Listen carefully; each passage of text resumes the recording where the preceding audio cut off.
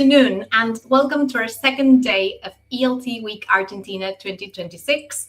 My name is Mariela Masuyama and I'm Head of English and School Education Programs with the British Council in Argentina. I will be your host for today. The ELT Week started yesterday with two fantastic speakers, Pilar Capaul and Maria Alejandra Mareco.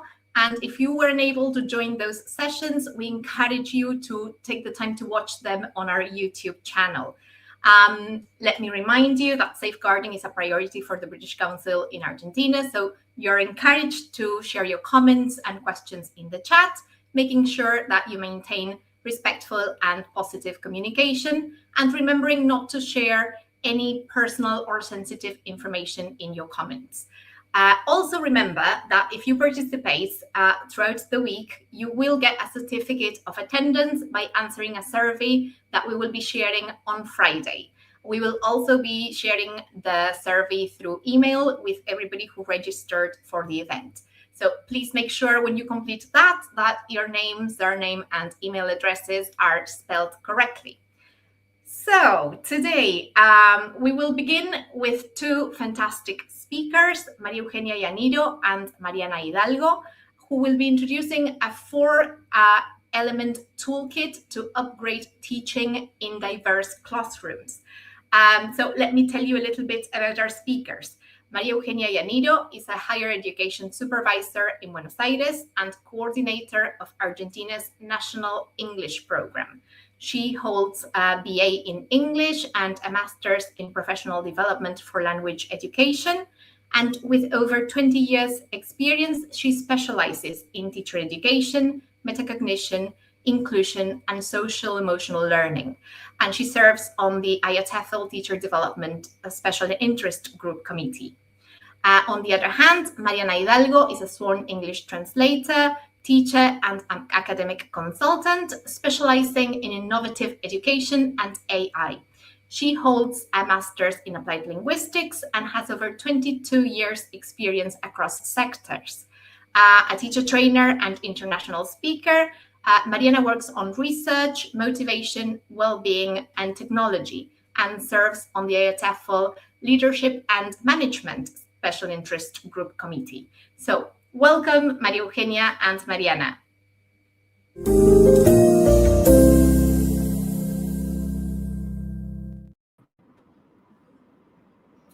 Hi, everyone. Good afternoon. Thank you for being here with us at ELT Week Argentina 2026. Today, we are going to share our session with my colleague and friend, Mariana Hidalgo.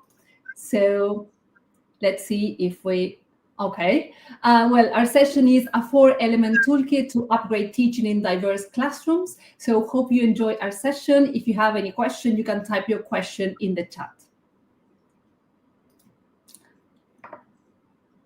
Hello, everyone, and this is the agenda for today. We will set the scene, then we will introduce our four-element toolkit for diverse classrooms.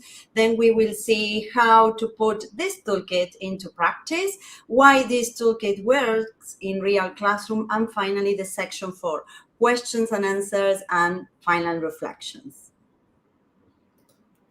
But before we start with the session in depth, we want to ask you, what does teaching in Argentina really look like? Can you answer in the chat? What does teaching in Argentina really look like today? Let's see. We want to read your answers. Mm-hmm. Oh, it's challenge. A challenge. It's interesting, difficult, says Natalia. Complicated. Challenging indeed. A challenge. Very good. Hard work. Complicated, challenging. Okay. Sometimes hard, says Carmen. Demanding. Okay. Anything else that you can say, that you can add to this conversation? Challenging, difficult, interesting, good. Difficult, oh my God, a challenge. So we are going to see, it's a Pandora box. I love that phrase. Demanding, says Romina. Okay, stressful. So if we have to set the scene, we can say that teaching in Argentina today often looks like this. One classroom, many learning levels. One classroom, many students, learners with different needs and trajectories and educational paths too, and even access to resources. Sometimes we need to cope with different institutional expectations, and we are constantly adapting material, and we are also constantly taking professional decisions. So with this idea in mind, we want you to enjoy this session. Let's start. And that is where our 4-element toolkit for diverse classrooms comes in. And it is about inclusivity, resources, technological and not technological, metacognition, and also well-being.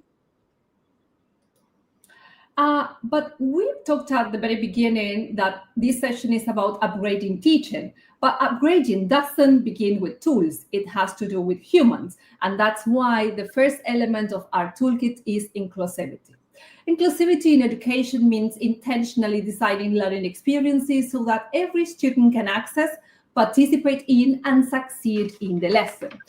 Inclusive education, inclusive teaching is not about having different activities for different students. It's about designing learning experiences where everyone can access, participate, and feel they belong. So we can also say that inclusivity is not an add-on, it's a mindset. We need to see diversity as the norm, not the exception.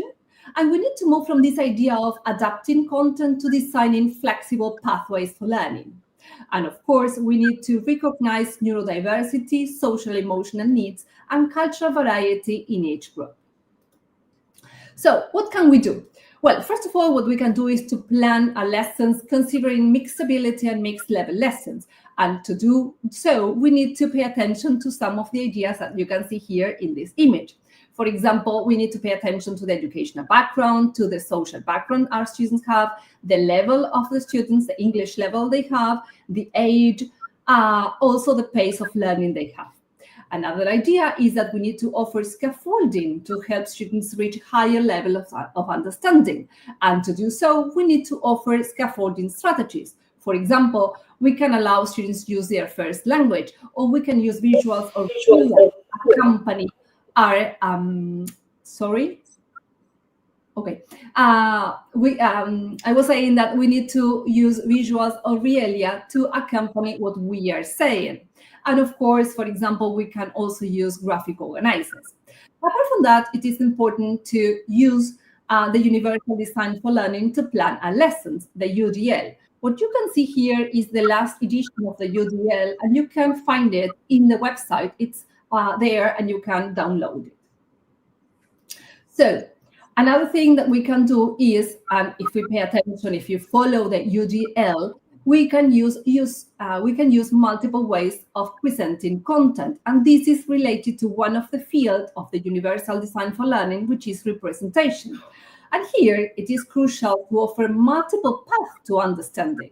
We need to use visuals, for example, graphic organizers. We can use posters, flyers, maps. We also need to use auditory material, such as audio, such as songs. And then this is important. This is not too much different learning styles, but to ensure every learner has more than one way to access and use the language. Of course, we need to accept multiple ways of showing understanding. And by doing so, we are paying attention to expression, which is another field of the Universal Design for Learning. So we can use posters, we can accept whiteboards, we can accept students that answer with essays or articles, acting out, etc. And of course, we need to add multiple ways of engaging students. And this is the last field of the Universal Design for Learning, which is engagement. We can use, for example, real-life examples to attract students' attention. We can use music, audio. We can offer choice. We can foster collaboration and teamwork. And we can use interactive games too. Another interesting thing that we can do is to add optional extension to lesson plans. These are not activities for fast finishers. These are extensions with purpose. These are extensions that we really plan for students. These extensions are not extra work. They are intentional pathways for deeper learning.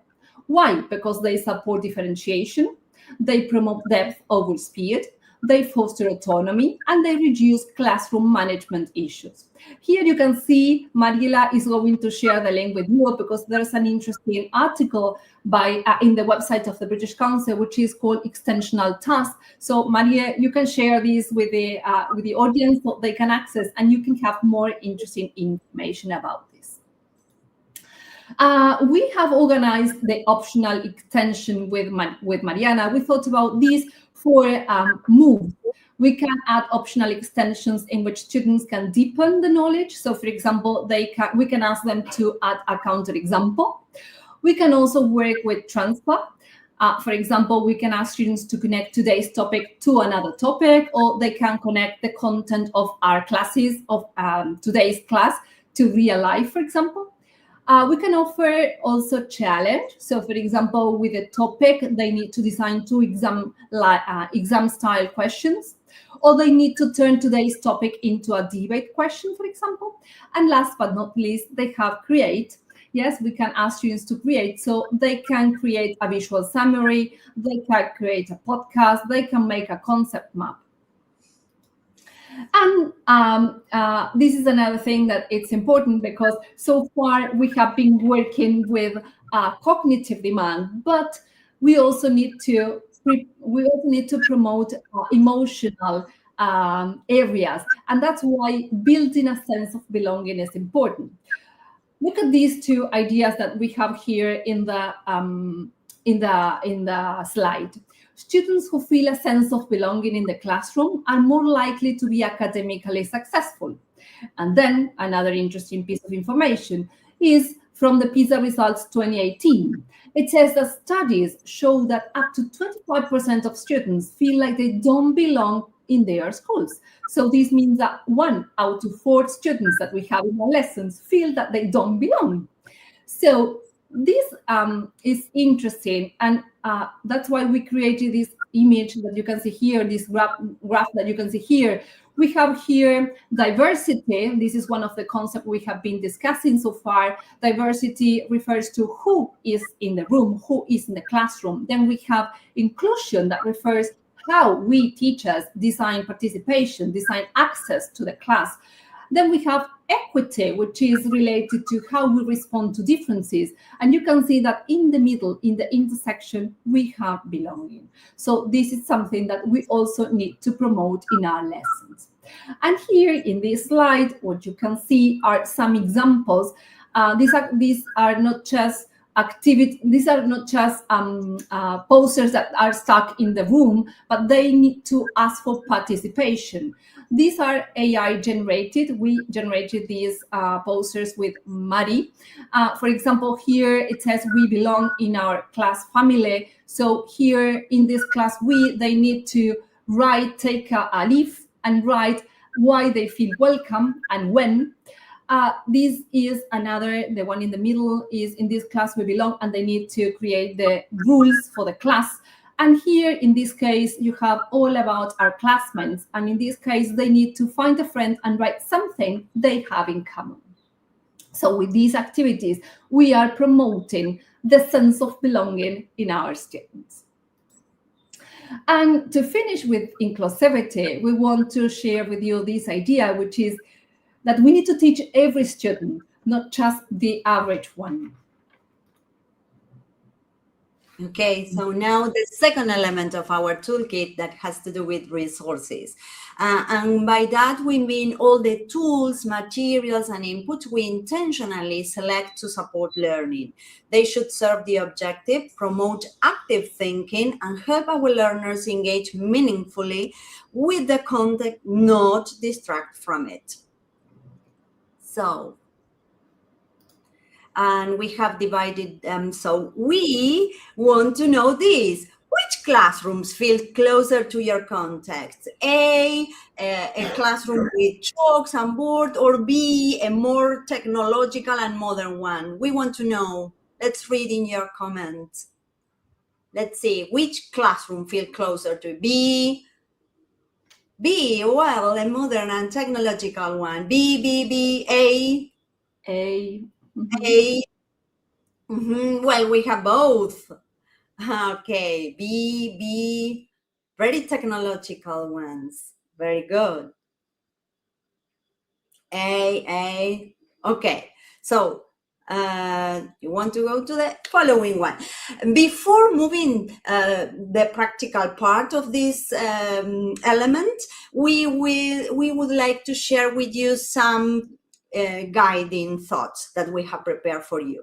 The first one is technology is not the goal, because connection and learning are the most important part in our lessons. Then acknowledge the digital divide, as we have mentioned before. So have this in mind while planning. Encourage technology flexibility. Low tech doesn't mean low impact. And the fourth thought that we have here is blend both worlds, because we need a hybrid mindset. And last but not least, artificial intelligence has come to stay. So we need to see to have this while planning, and we will see how.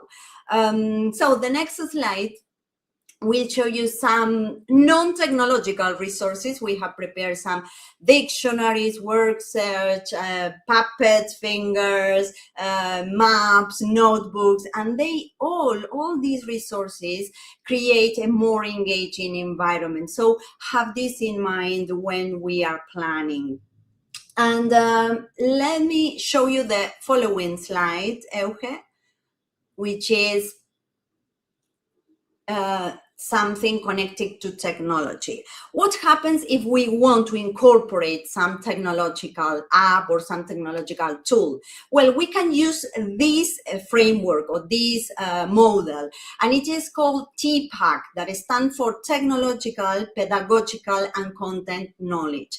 It's a model that helps teachers think about how they use technology effectively in the classroom. And in simple terms, we can say that the question we should ask is this: how this technology, the technology that I will use, will work together with our teaching approach and with the subject, the content we need to teach. So this is a very important model that you can use when deciding which technology to use in our lessons. So in the following slide, you can see the counterpart, the technological resources, and some questions that we have prepared for you so that you can see how this TPACK model works. So you can ask these questions when you have to decide, for example, between a digital dictionary that adds pronunciation, for example, and a traditional one. So you can read later, because we are not going to read all the questions now. And the following slide that has to do with artificial intelligence. And if we are going to integrate artificial intelligence, we need to have in mind two things. The first one is the ATPAC model, because it adds a new layer that it's called the AI knowledge, so the one that we have seen before. So the questions are: which AI tools work for our specific subject? How to guide the AI prompting to help our students learn better. And the second thing that we would like to share with you is that we have our national initiative regarding artificial intelligence, that it is called PIDEA. So we need to bear in mind, if you are going to integrate artificial intelligence in our lesson, these two models. And let's see, this is a very short video that we have prepared for you that has to do with AI puppets. As we can see, finger puppets. Well, this is the more technological version.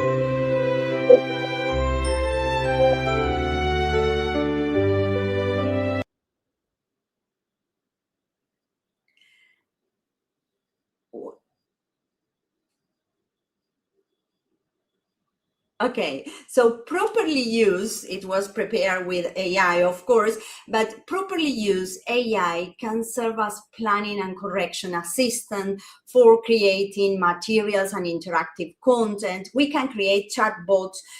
Our students can create chatbots as well. We can prepare personalized feedback and material, and also educational analysis and management. So let's move to the following slide, and here we can share with you this message. Technology isn't about replacing human. It is about empowering them to think, create, and connect in new ways. And now Eva is going to introduce the third element. Well, the third element of our toolkit is metacognition. Have you ever heard about this term, about this concept? Do you use metacognition in your classes?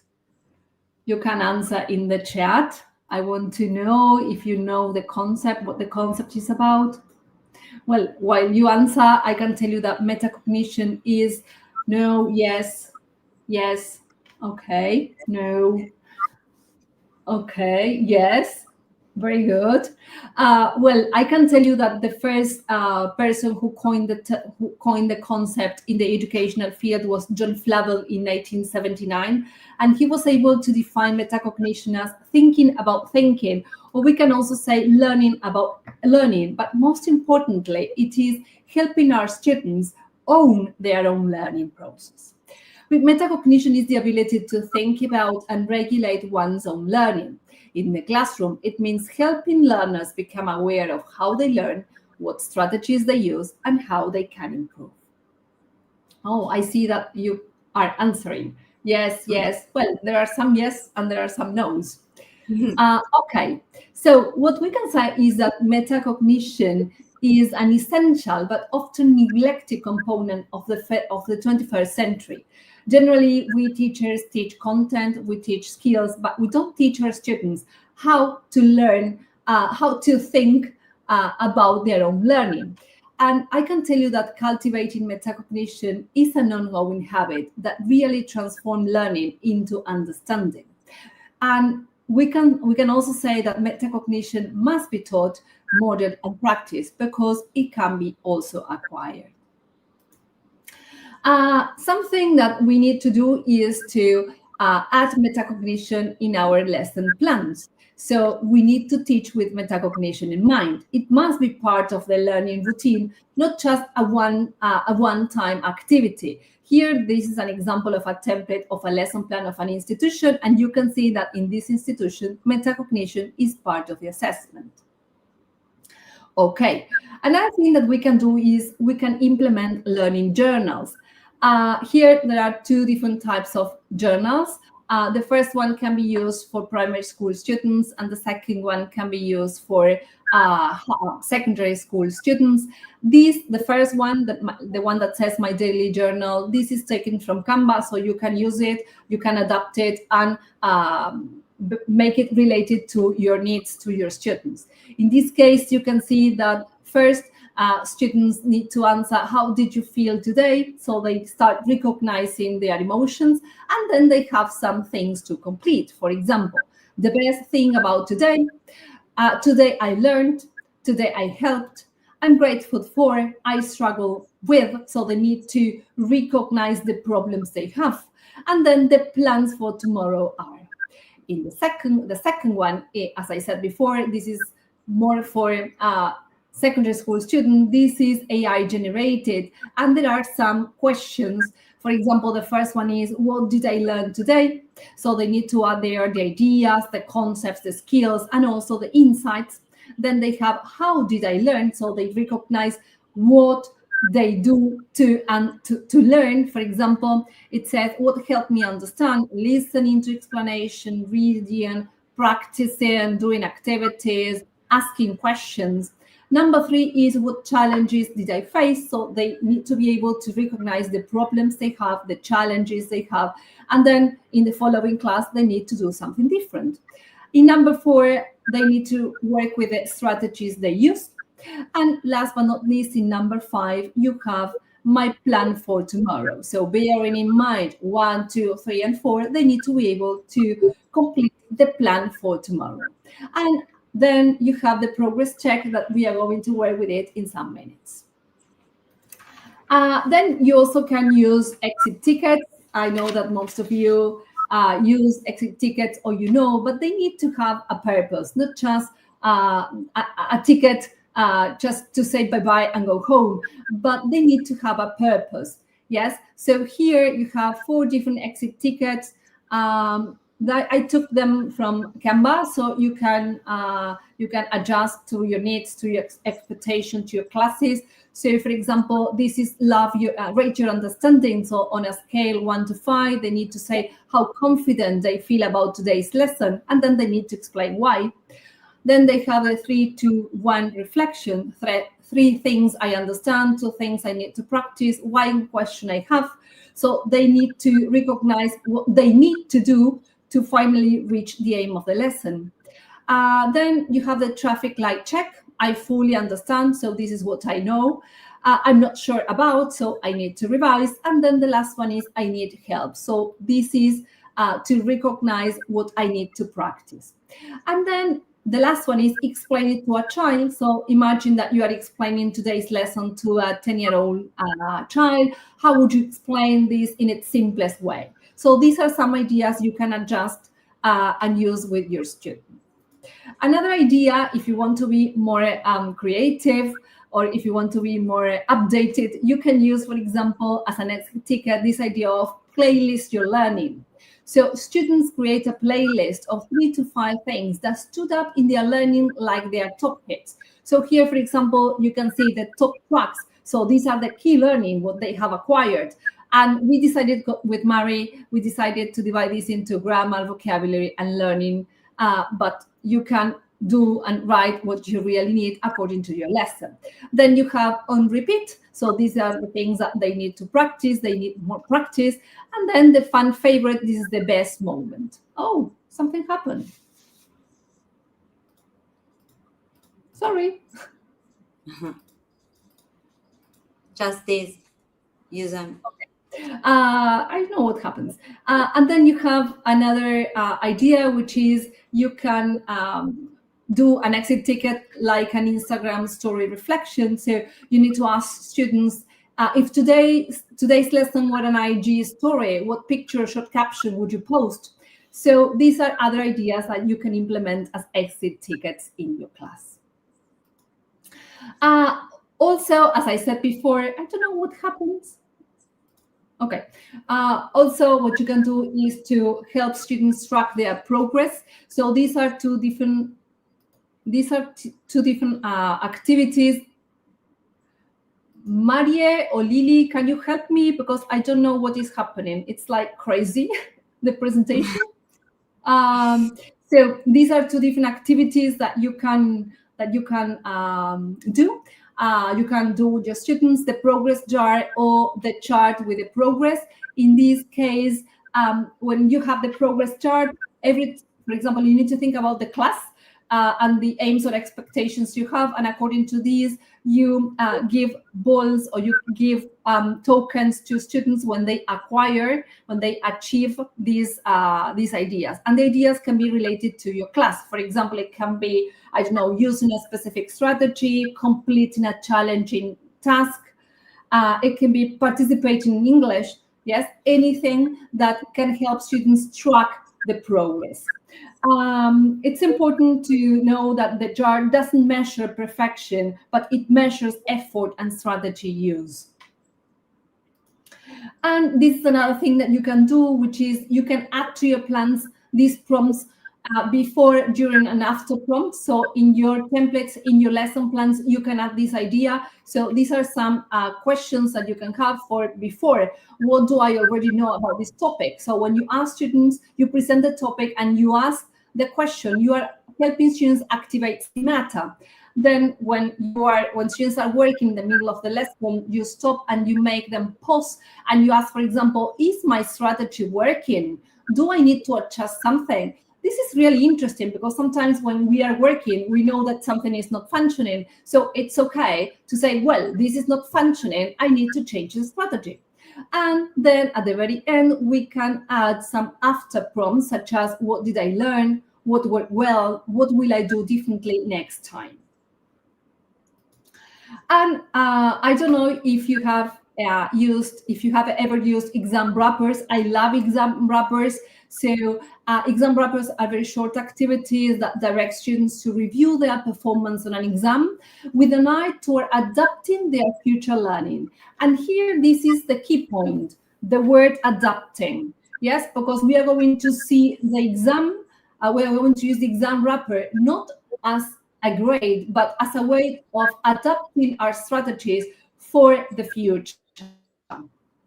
So now you can see some examples. These are some exam wrappers, some worksheets for exam wrappers that we prepare with AI with Mariana. So here you can see, for example, in this case, this worksheet can be given to students at the very beginning of the test, and then you take it, and then you give them back when they receive the results. So, for example, when did you start preparing for the exam? I have been regularly revising since the start of the year, or they can tell you just one day. Then they have, how did you prepare for the exam? Read notes, studied with a friend, create flashcards. So they start being aware of the strategies they have implemented to study for the test. And then here you have what types of questions were the most challenging for you and why. So here it is not that the exam was difficult. Is okay, what was difficult in relation to what I have done, to how much I have studied for this exam. And if you don't have time to prepare a worksheet, what you can do is to just have this piece of paper with some ideas. So before the exam, they need to rate. I plan when and how to study, so they know in advance how much they have studied for the test. The same for during the exam. I stay calm and focused. For example, I check if my answers make sense. I manage my time well. I use strategies to understand difficult questions. And the last one is after the exam. Okay. And if you don't have time, if you have forgotten to add metacognitive strategies in your planning, what you can do is to have some questions that you can use at any level, in any moment of the year. So these are some ideas, for example, before, during, and after. Before, what do I already know about this? What's my goal? How will I tackle this? So students need to think in advance how they are going to cope with the activities, how they are going to cope with a worksheet they have to complete, for example. They have during, and they have after. So this is something that you can have at hand so you can implement with your students. And to finish with this element, we need to share this idea with you, is that we need to teach for minds that think, not students that repeat. And now Mari is going to continue with the following element.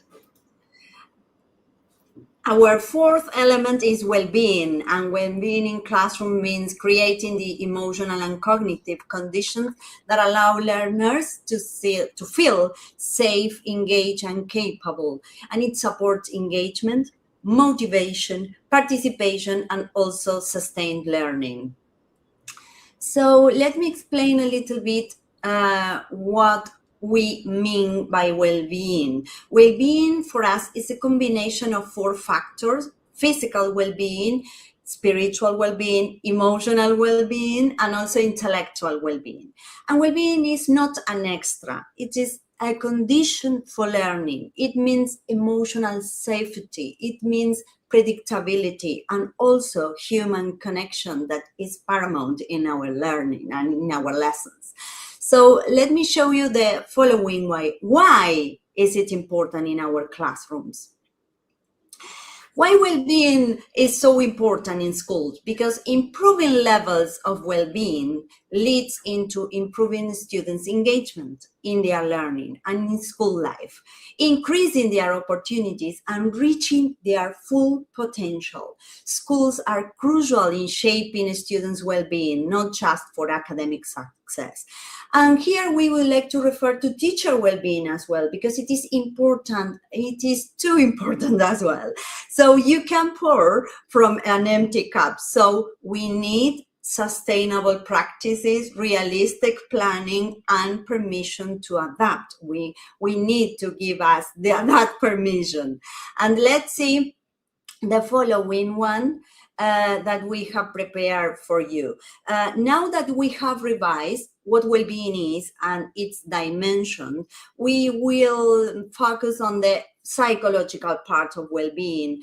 And for this, we have a wonderful model that it is called the PERMA model. It was developed by Martin Seligman, and it's a kind of framework in positive psychology that identify 5 core elements for human well-being and flourishing. And they are positive emotions, engagement, relationship, meaning, and accomplishment. Have you ever heard about PERMA model? You can write then, I will check the answers. And it aims to help students thrive and build resilience. So what we have prepared for you is just some worksheets to teach English, but at the same time incorporating this element in our lessons. So this wonderful worksheet that is my happiness boosters, we are learning or teaching English because we are working on hobbies, vocabulary and free time activities, grammar structures like, enjoy, love. But at the same time, our students are seeing the emotional impact of these activities. They are connecting activities with their emotions. And also we are learning, or we are learning and teaching coping strategies by suggesting simple actions they can take to feel better in everyday situations. So for example, well, if I cook, I feel happy. If I read, I feel relaxed. And in this way, we are incorporating the P for the PERMA from the PERMA framework. So let's see the E for engagement. This is a worksheet that we have prepared for you, that instead of giving a traditional worksheet to work on the personal information, here we add like a mini mission for them to accomplishment. And it is fantastic because students feel more engaged because they are thinking that they are accomplishing that mission. And here it says why this builds engagement, because it has a clear goal. There is a sense of progress, as Euge has mentioned before, and it involves active participation, not passive answering. Just, well, what's your name? My name is, no, in this case, they feel more engaged while doing this activity. The third one that we prepare for you is the relationship, but in a different way, because we sometimes give activities for our students to foster relationships with their mates. But here the focus is the teacher. So they are getting to know the teacher with this kind of activity. So for example, it allows the students to get to know their teacher as a person. For example, their likes, dislikes, preferences, of course, using English, but we are fostering that relationship with their teachers. The fourth is connected with the M from meaning. It fosters meaning, because sometimes students don't see why they are learning English. So, well, try to connect with their real lives. So it fosters meaning because the students connect English with their personal goals and future possibilities. So why am I learning English? Well, so try to connect English and the objectives with their lives. And we have prepared this English and my future worksheet for you. And the last is connected with the A. that has to do with the accomplishment. So recognize different type of success, not only grades. And if you scan this QR code, you will get the stickers for you ready to print and use, because in this way, what we want to share with you is that effort is important as well. If they are creative, we need to foster that part. And let me show you the follow. So there you can have the stickers, and let me show you the following slide, that is teaching for hearts that thrive, not learners that survive. This is the phrase that we want to share to finish this perma part of the toolkit. And now the question is, why these 4-element toolkit? Because we think that they reflect the minimal conditions for learning in real classrooms, not ideal classrooms, not perfect classrooms, real ones. And here we have the elements, and we want to say that inclusivity ensures access, technological and not technological resources, give learning purpose. Metacognition promotes autonomy, and well-being creates the right climate, the right classroom climate. But the point is, how do we turn this into practice?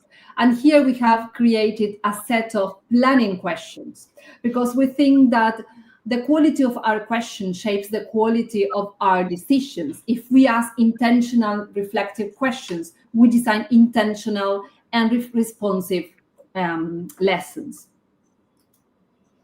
And now we are going to deal with the questions related to inclusivity. The crucial question here is, who is learning in this room? So when we are planning, we need to accompany our lesson planning with these kind of questions. Who are my learners in this group? What choices or supports will they need? What barriers could prevent access to this objective? What scaffold will I intentionally build in? How can learners enter the task at different levels? How will I structure participation so that all students can contribute? What might confuse students, and how will I prevent that? Are my instructions clear, chunked, and modeled? And now the question for resources. What best serves the goal? What resource best supports the specific objective? Is this resource necessary or just attractive? Does it promote thinking or passive consumption? Is the material appropriate for this group? Do I need to adapt or simplify it? How will students actively interact with it? And the last, what will I do if technology fails? That's a terrible question. And then the following, metacognition. When will learner pause and think about learning? Where in the lesson will I include a reflection moment? What exactly will students reflect on? Will they think about strategies or just content? What questions will I ask to deepen awareness? How will this reflection help them improve next time? And is the reflection short, intentional, and connected to the real objective, the real goal that we have? And the questions for well-being that we have prepared for you are these ones. Do my students feel safe enough to take risks and grow in our classrooms? How will I start the lesson to create these positive emotions? Are students actively engaged or mostly listening? Where is a structured peer interaction included? Have I made the purpose of the lesson explicit? Can students experience small wins during the lesson? Is the cognitive load manageable? And the last one, does the progression more from supported to more independent? So the following. And why we think this toolkit works in our classrooms, because it reduces overload, it respects real contexts, It supports teachers' autonomy, encourages intentional planning, and connects pedagogy with humanity. And now to sum up, we want to end this session these ideas. This toolkit is not about adding more. It's about honoring the power of our decisions as teachers, as professionals. The questions are not extra. They are about what turn intention into action. Without them, the elements stay as ideas. But with the questions, they become planning habits. And habits shape classrooms. So to end this session, we have our final thought. And teaching is complex. Our classrooms are diverse. Our time is limited. We don't need more pressure. We need clearer decisions. That's why this 4-element toolkit is not about doing more. It's about designing better. Access, purpose, autonomy, climate. If these 4 are present, learning has a chance. If one is missing, something weakens. So the question is not, what new strategy should I try? The question is, am I designing conditions where every student can grow? That is the upgrade, and that is in our hands. Thank you. And well, these are some of the references we have used to prepare this session.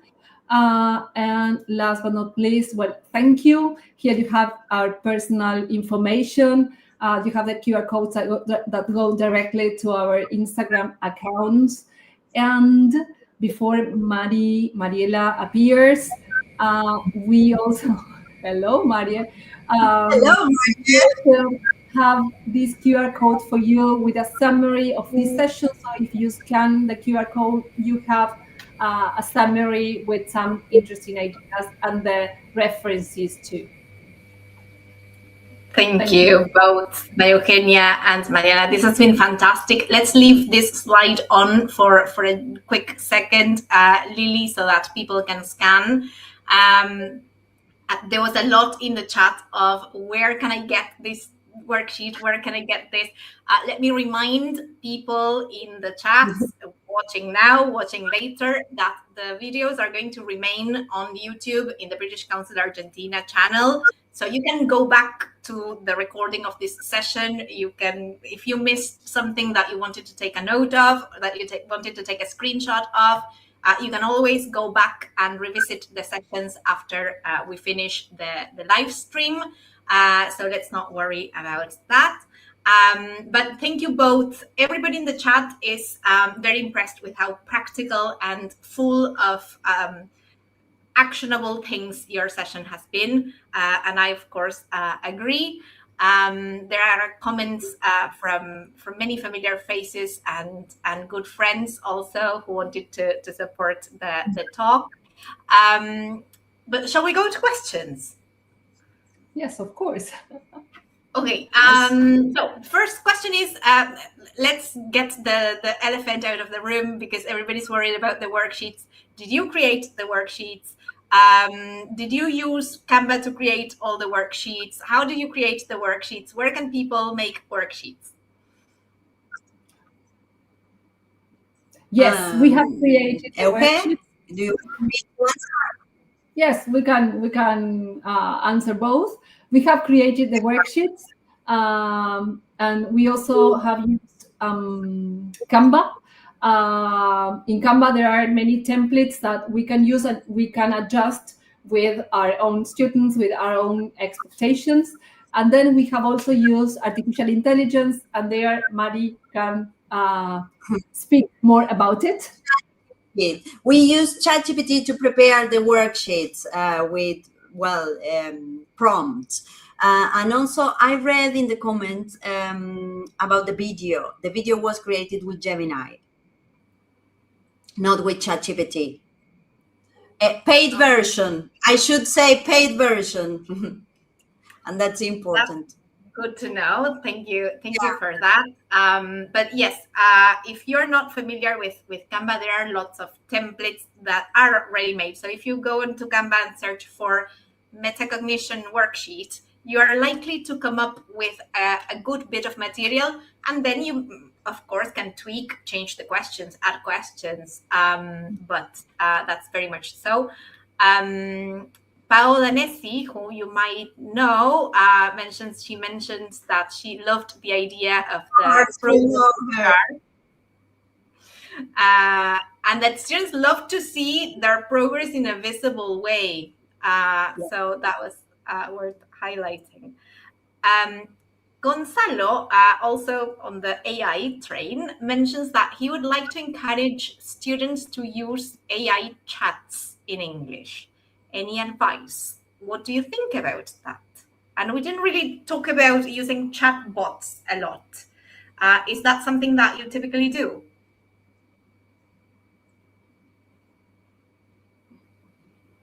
Marie, Yes. Marie, do you want to answer, or I can? I don't.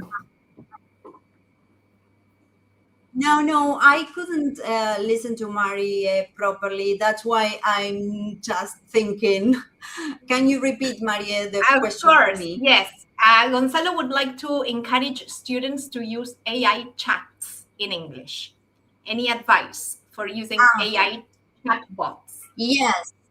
I think that the best thing to teach to our students is to create good prompts. So maybe that's where a good starting point, to create good prompts for them to have good answers. That's our main advice. Yes, Another thing. Sorry. Another thing that we can do is we can in ChatGPT there are projects. So what we can do is to create a specific project, and you can also create a specific chat that students can use. So there you upload all the material related to your classes. So students start interacting with the chat, but they have only this material. They don't have access to all the material that ChatGPT can have access.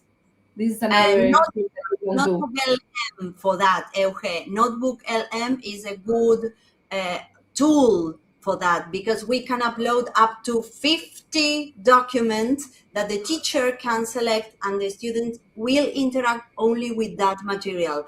And it belongs to Google, and it is fantastic for that. So if you want to create a chatbot in that way, you can use Notebook LM. Yes, and whenever we talk about AI with students, depending on how old your students are, we also need to be mindful of safeguards, which tools are perhaps more robust in terms of child protection or digital safeguarding. So that's also something that we need to be wary of. But generally, you can, of course, tell a chat, I learned past simple vocabulary about holidays. So act as whatever pre-intermediate student. Let's have a dialogue about our holidays, of course. Maybe as a correction tool as well, because sometimes they wrote something and they upload to the ChatGPT, and then some correction, and then they discuss. A lot of things we can do, but it is important what Mariela has just said about the ages of our students. Of course, and different tools have different age restrictions or age recommendations as well. Marta Bustos in the chat asks about examples of activities or questions for metacognition. And I know that you showed several, but perhaps what are your favorite, or which are the ones that work best for you? I think that having a kind of record of questions as the one I have shared in the presentation, this is great, because of course that we need to plan for metacognition, and this is key, because if we don't plan for reflection, probably we are not going to deal with it.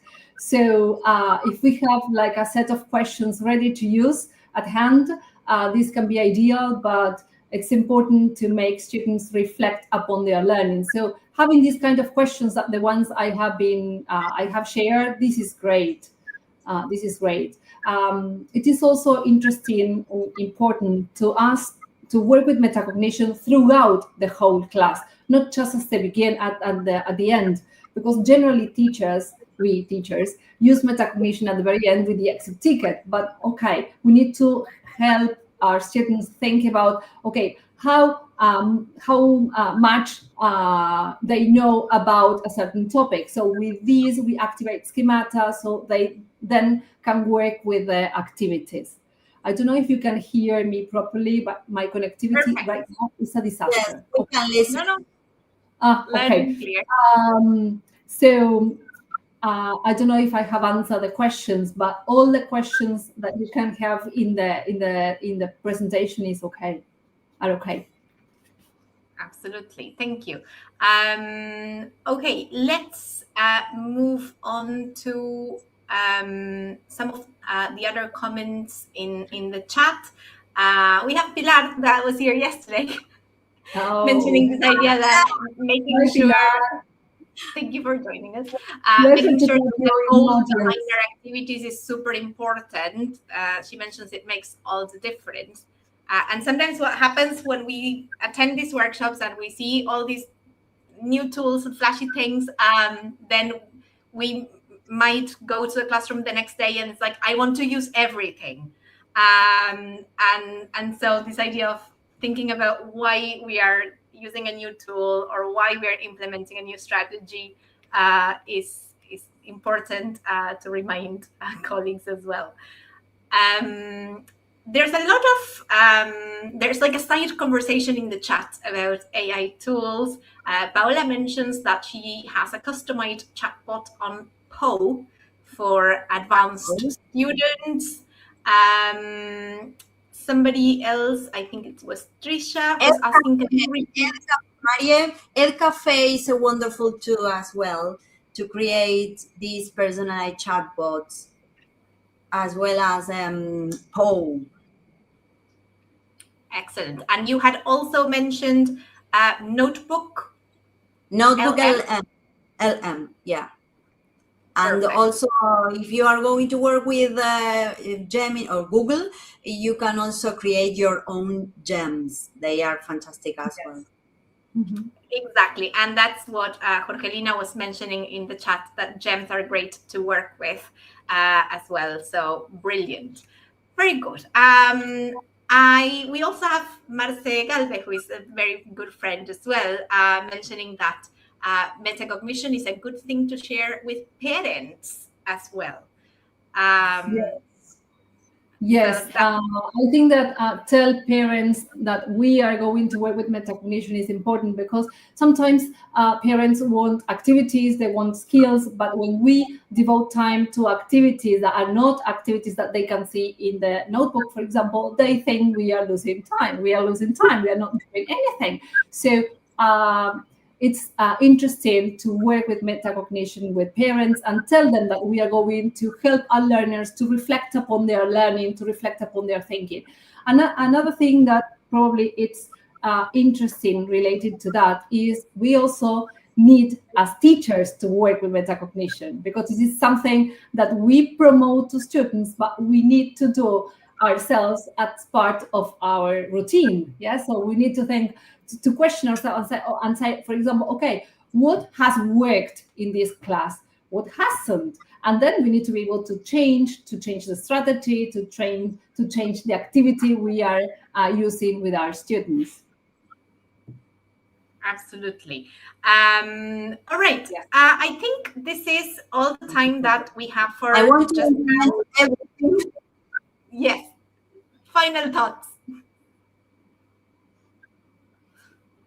I don't know, Matt, if you wanted to add anything. Otherwise, if we don't have anything else to add or to ask, I'm going to ask Lily to put up your contact details on the screen again. If people want to connect with you, if people want to find you on social media, if people want to ask you questions directly, where can they find you on your socials?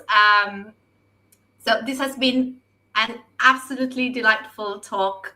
We're so happy to have you here, having shared so many things, and this has been really generous of you. So a massive thank you. I encourage you to read the lovely comments in the chat that people are leaving. And I bid you farewell. Thank you. Thank you both. Thanks to everyone. Thank you, Mariela. Thank you, British Council, for this opportunity to share our work with the rest of the teachers. So if any of the people that are here want to send a message, if they have a question, they can contact us and we are going to answer. Thank you. Thank you. Thank you for the invitation and for the opportunity to the British Council and also the audience. Thank you all. And let's not go anywhere.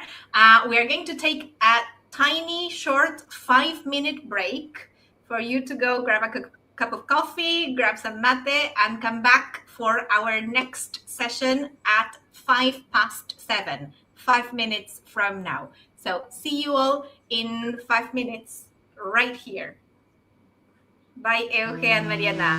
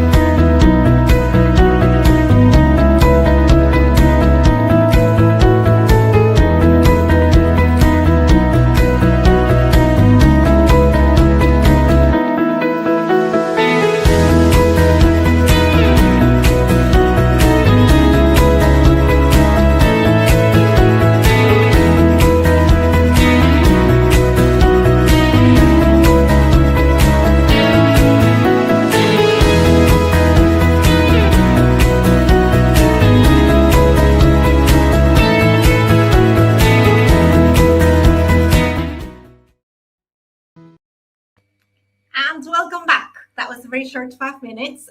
So let's continue with our sessions. Thank you for staying. So our next session, we're going to welcome Professor Gonzalo Diaz. Gonzalo is a graduate teacher from Universidad Nacional de Tucumán, and with more than 20 years of experience in Tucumán's public education system, he has also built his own language studio. He holds an ACE and assessment specialization from the University of Oregon. And as an edupreneur and active US Embassy alumnus, his motto, "Teachers Never Stop Learning," reflects on his commitment to sharing knowledge with colleagues worldwide. So today, Gonzalo is going to take us on a journey to reflect and explore what shapes us as educators. So a big welcome to Gonzalo.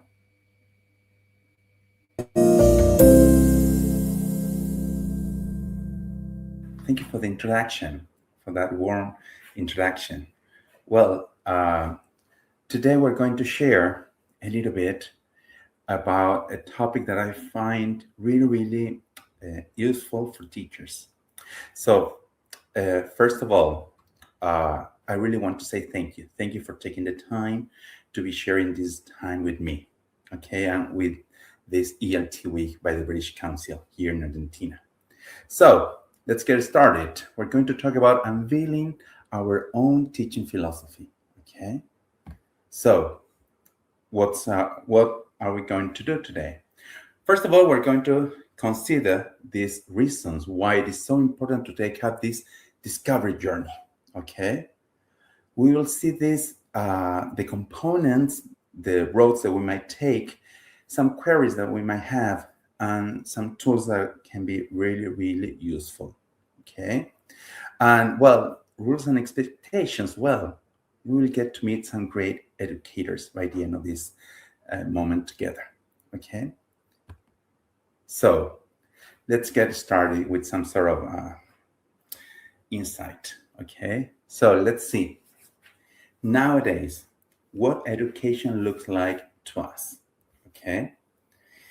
Is it that we are, as teachers, trailblazers protecting our students in the middle of the jungle? Okay, that image on the left.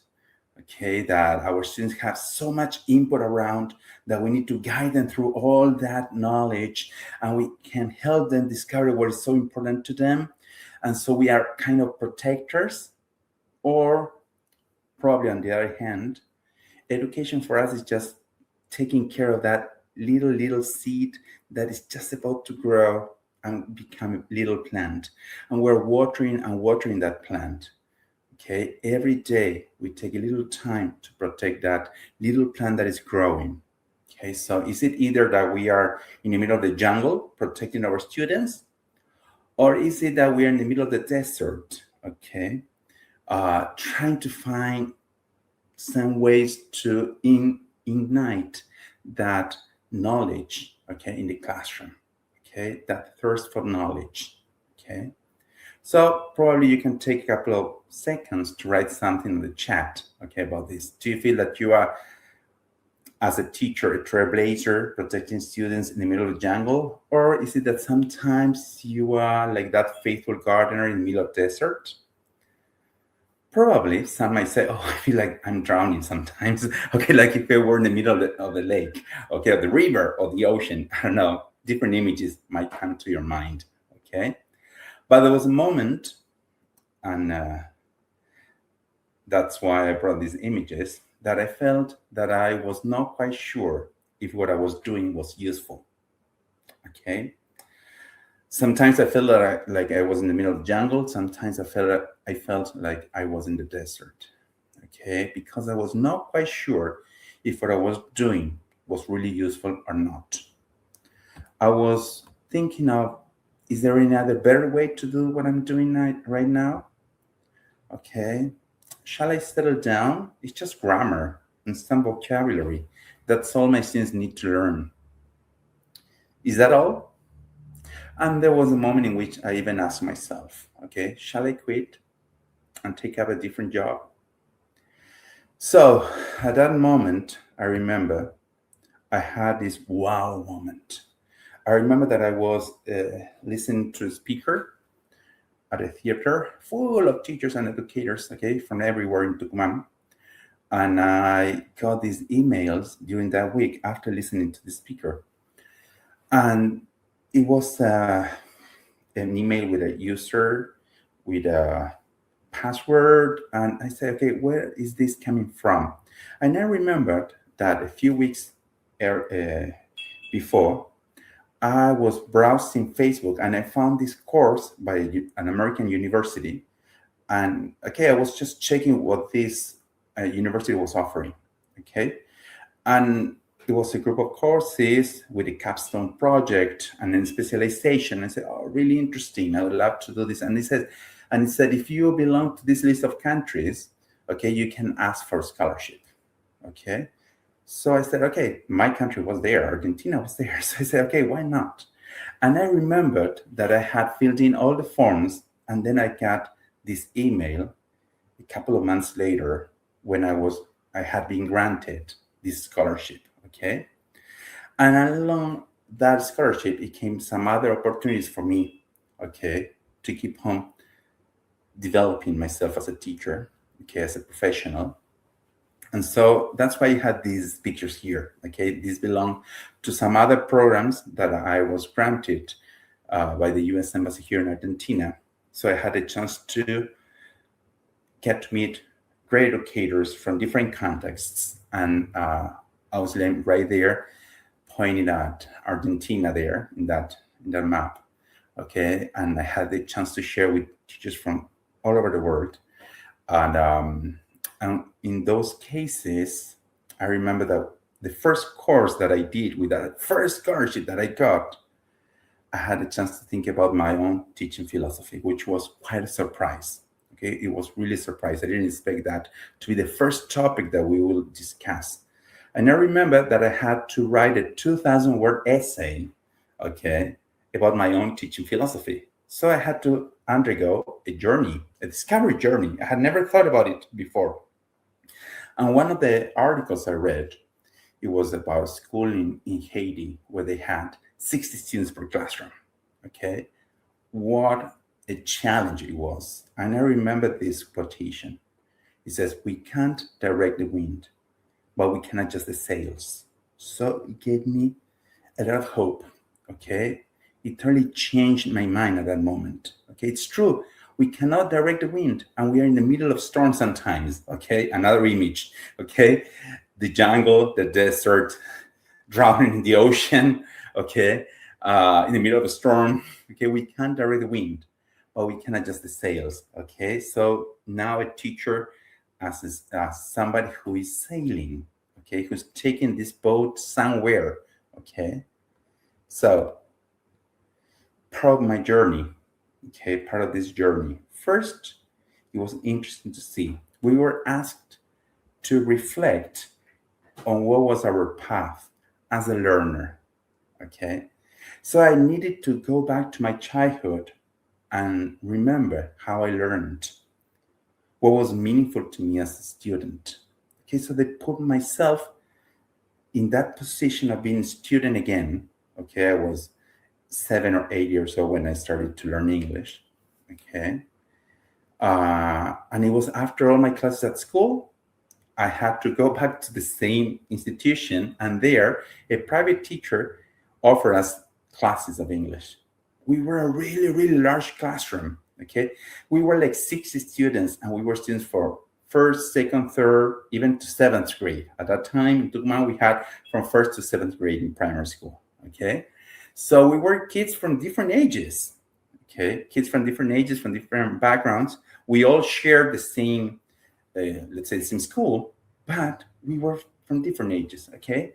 So there, during this journey, that was the first question, okay, me as a learner.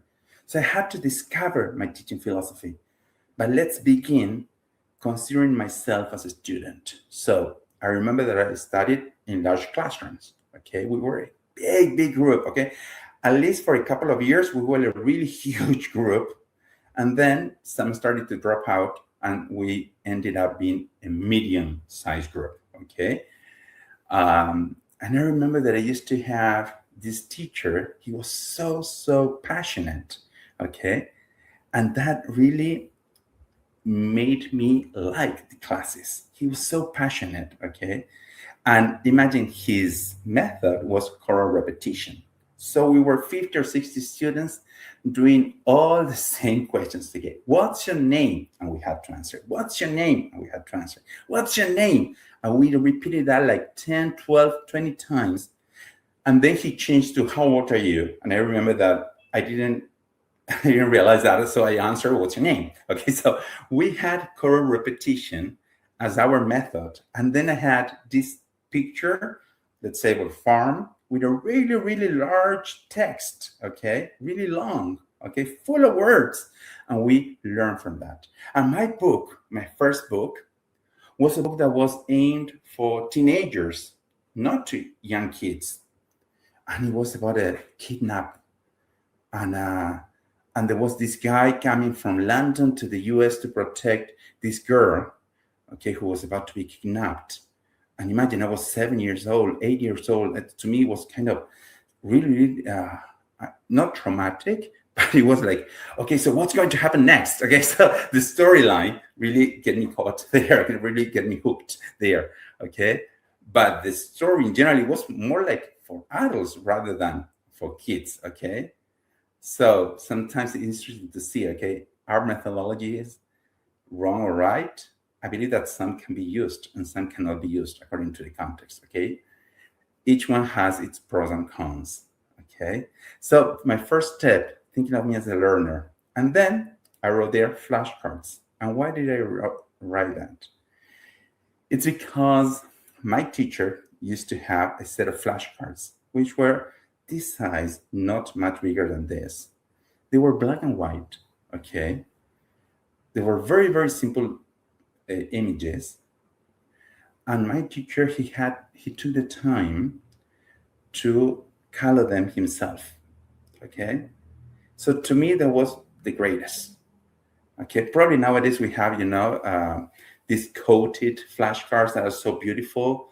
This is laminated ones, or we have laminated posters. Well, at that time, it was cardboard, okay, or almost paper, okay? It was black and white, and he took the time to color them just to offer something nicer to us, okay? So those are the things that I remembered as a student, okay?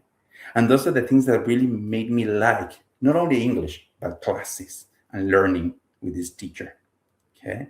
So that was our first step, okay? The second step, we refreshed our methodology knowledge, okay, in this course. So we talked about communicative language teaching, we talked about total physical response, talking about kids, okay?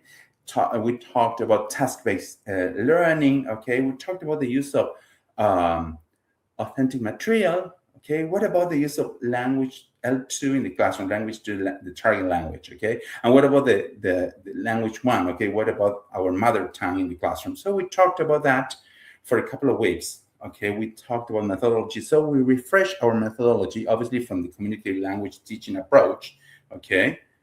And even we talked about textbook representation, okay? What kind of characters we can find on textbooks nowadays, okay? How are people represented in those texts, okay? So we did not only refresh our methodology knowledge, but we also somehow saw that critically. So then the next question was, what is valuable to me as a teacher today? So I thought, what is valuable to me? I love TPR, task-based approach, okay? I love the use of authentic material in the classroom. And I like participating in organizations, okay? Teacher organizations, teacher associations, okay? Wherever we can gather and support ourselves, I like that. So that was, again, valuable to me as a teacher today. Okay, so first, what was it like for me to be a student? Okay, how did I learn? Then I refreshed my methodology knowledge, okay? And then I asked myself, okay, so what is valuable to me as a teacher nowadays?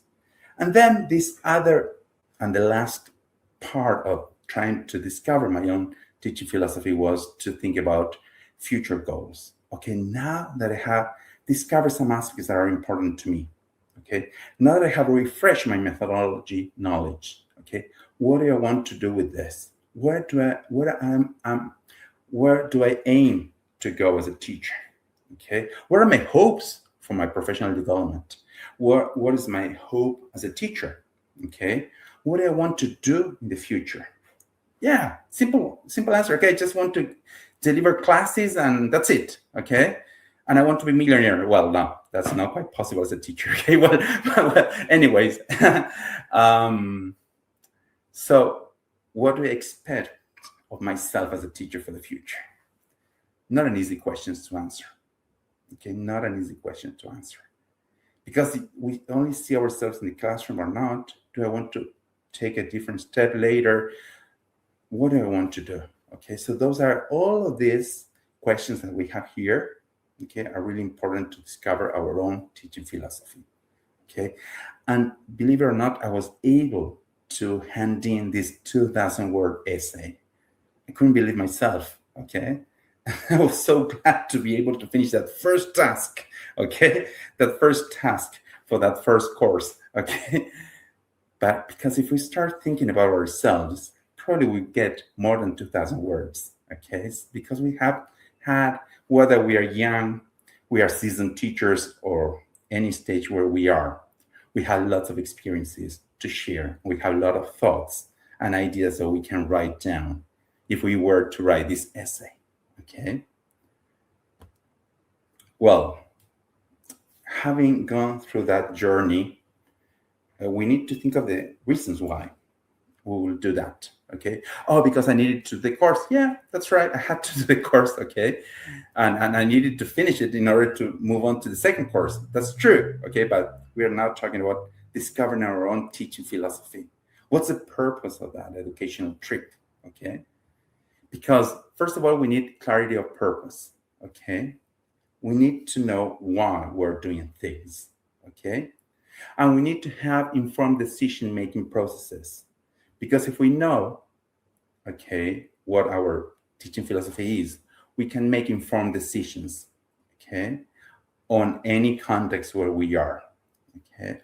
And facing any kind of challenge that we can face during our time at school or outside school, okay, for our professional development, okay, because we need to be coherent and our decisions need to have cohesion too, okay. Our students really value that, okay, and because our contexts, wherever we are, they call for adaptability and growth, okay. We can be the same teachers as we were 10 years ago, okay, because our contexts demand a different answer probably from us. Okay, so we're going to talk a little bit about this. Sometimes we face challenging situations, okay, because if we don't have clarity, we only have vague or conflicting ideas about what we believe in as educators. Okay, there's a lot of external pressure. Sometimes we have to face standardized testing. We have lots of administrative requirements at school. Okay, and times constraints, okay, sometimes make us feel frustrated or that we are compromising, okay, and even we might feel fear of change. We might feel vulnerable in our contexts as teachers, okay. So thinking a little bit about this, okay, possible paths or alternative for us as teachers. Okay. For instance, for lack of clarity, we need clarity. Okay. So we need to self-reflect. We need to take some instances to self-reflect. Okay. To reflect on ourselves. Why did I become a teacher? That's quite a question. Okay. And that question was there. Okay. In this essay. Okay. Why did I become a teacher? And then what do I hope to achieve in my classrooms? Okay.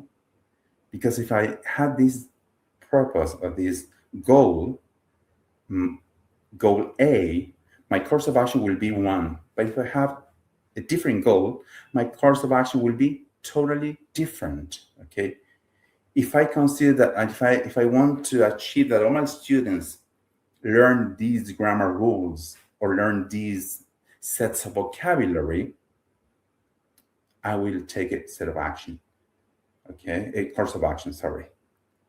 But if I need to think of myself from a different position, and I think of my students in a different way, and I want my students to communicate in English using this set of grammar rules, using these sets of vocabulary, I will probably take a much different course of action, okay? Because I want them to communicate, okay? You know, and here it comes this idea of the tools. A great tool is writing down our thoughts, okay? We all need this aspect of journaling, you know, taking some time to write. I don't know, taking a little notebook with us, writing some ideas. What went right today? What went wrong today in the classroom? What are our initial thoughts? And then I know that at first it's really hard to pinpoint the concepts or the ideas of what's going on. But we start writing those ideas at first, and then little by little, we will feel that things get clearer. Okay, as it says here, clarity will emerge. Okay, because we're doing through this self-reflection process. Okay, journaling, writing ideas. Sometimes like we write crazy ideas, but who knows? Probably one idea is hope, another idea is a goal, another idea is an obstacle.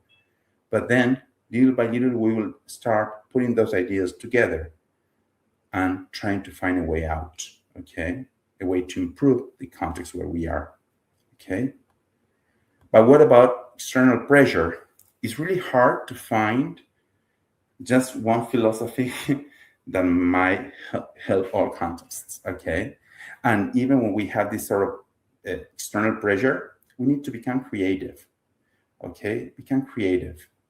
So how can we integrate our philosophy within these constraints of this system where I'm teaching now? Because probably I have certain limits and boundaries in one institution, and probably the context is different in another one. So how may I be creative enough as to get the better of both contexts, okay? And always advocating for student-centered approaches. Probably sometimes we could think, teacher should be first or second. Yeah, it's a lot of discussion about that. But we always think we need to think about the benefits for our students, okay? And then what about our fear, challenge, and vulnerability? Well, we should think about growth and evolution. We need to evolve in this context. What if a problem is really an opportunity for us, for our students and for us? And we need to decide on a course of action, but it should be gradual, not all at once. It should be step by step, okay? Sometimes we want to change everything in just 1 second, in just one day, in one term. And sometimes those changes take a lot of time, okay? So what about something that is important is we need to consider what are our cultural and context differences, okay? Because there is no universal teaching philosophy that fits all the contexts, as I was saying. We should also consider personal biases, okay? Because that clouds our mind as educators. And sometimes we lose objectivity. And we have to balance theory and practice, because sometimes we go way too much into theory and forget about what's going on in the classroom, and we have to be realistic. So what are those possible paths for this? We need to be adaptable. To adapt our teaching philosophies, it's like we need this set of core values, and then we can see what is secondary. How can we accommodate according to the context, okay?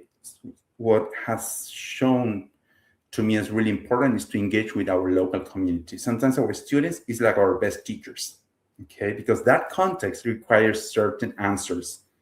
And there we become creative, and there we become flexible, and then we can adapt our teaching philosophies, okay? What about personal biases? It's not easy to self-examine it ourselves. Sometimes we need to discuss this with other colleagues who show us different perspectives. So colleagues can be the best professional development course possible sometimes, because they can give us a different perspective. And what about balancing theory and practice? Well, we might engage in action research. Okay, what if we bring this we bring this new into the classroom.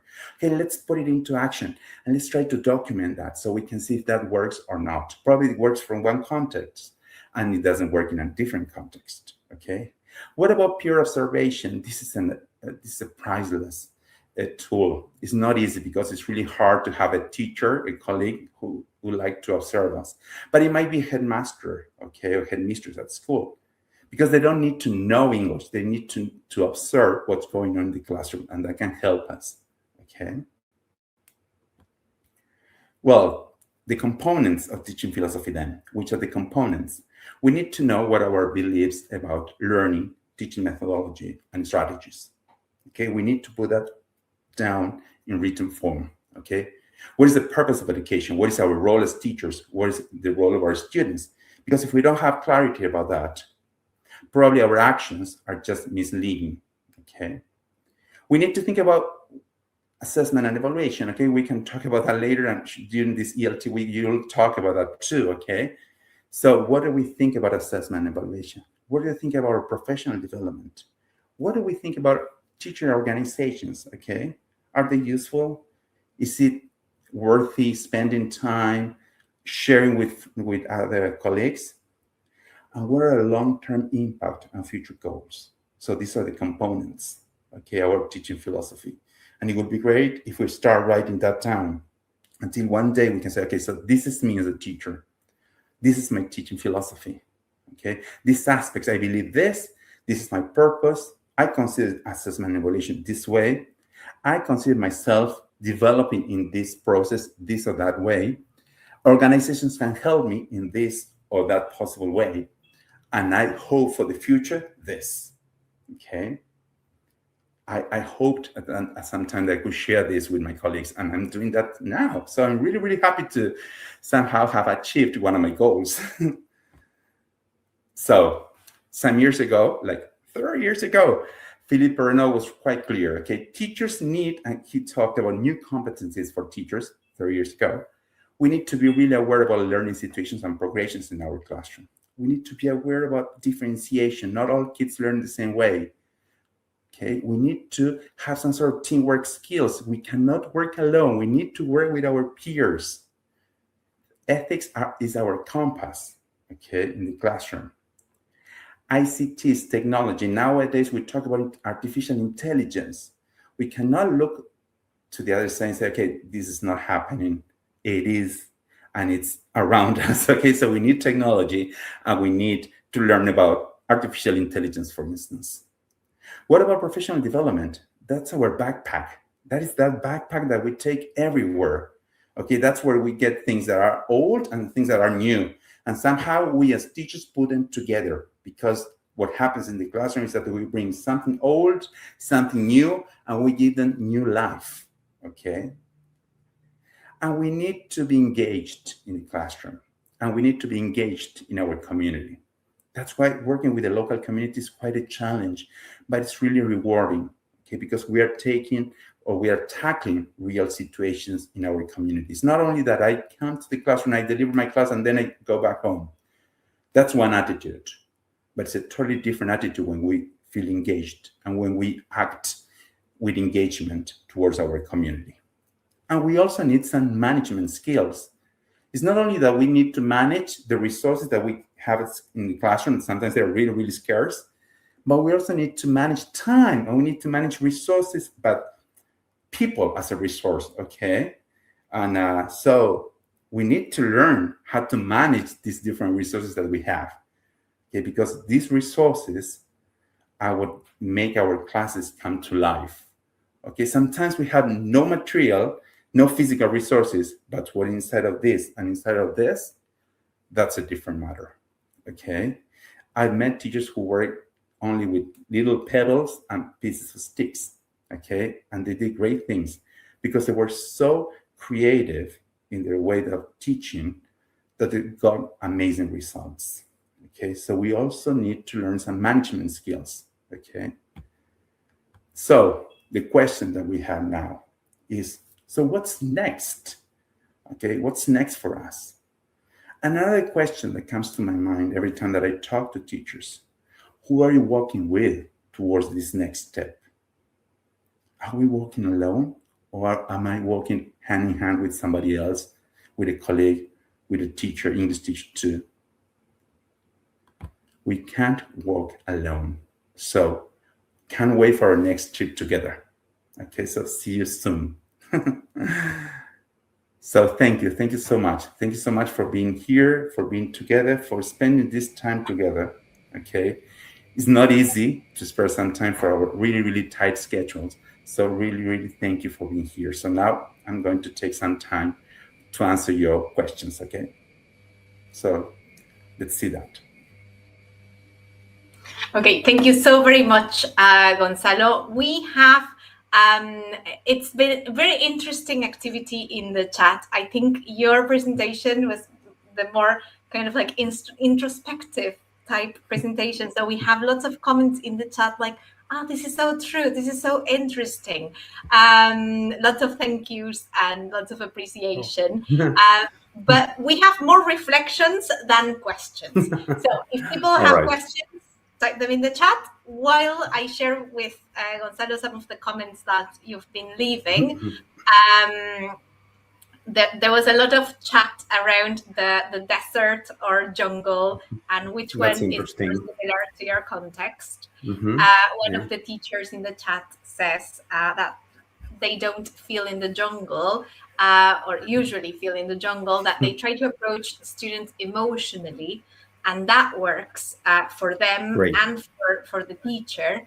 Many comments were around this idea of bonding, creating emotional connections. One of the teachers, Ali, mentions that he wants students to remember her more as a mentor, not just to teach school, and connect with them emotionally, creating strong bonds. So it's like a really mobilizing topic.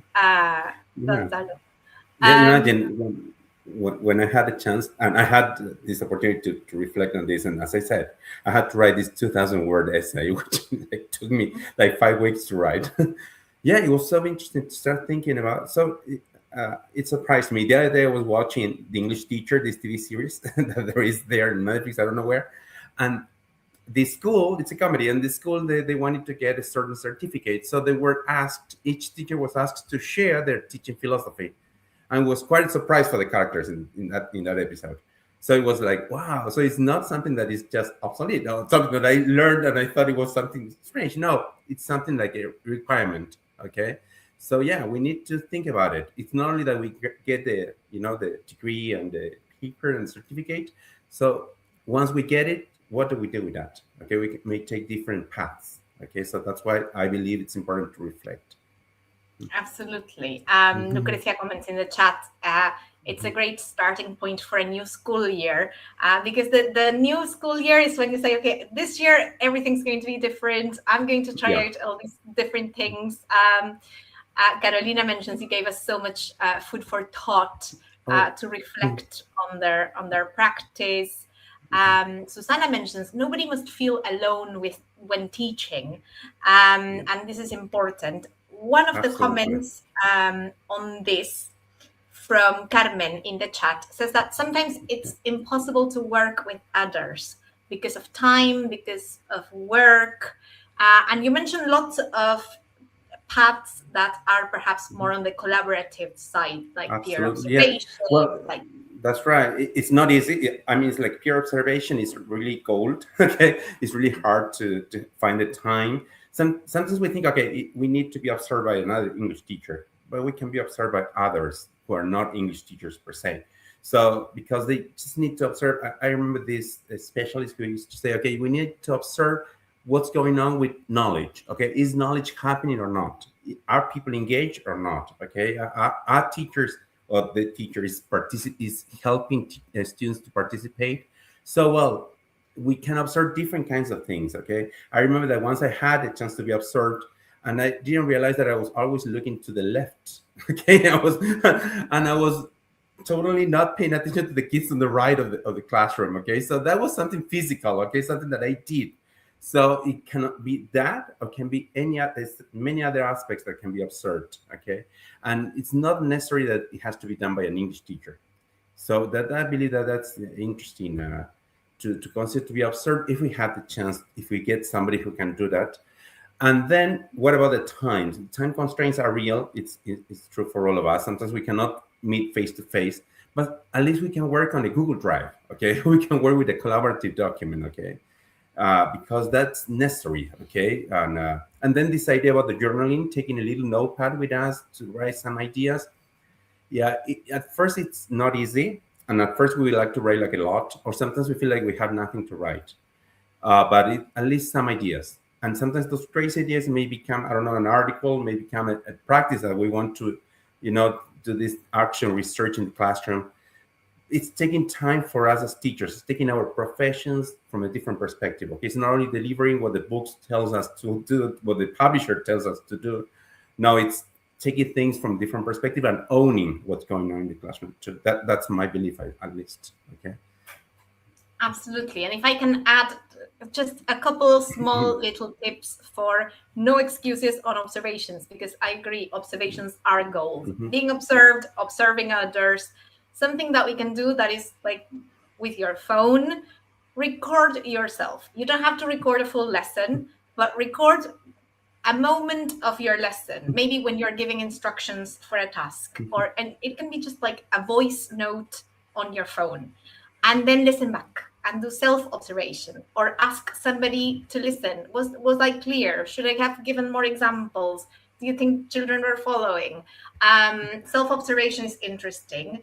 And recently in the Teaching English article at the British Council website, I came across this concept of invisible observations.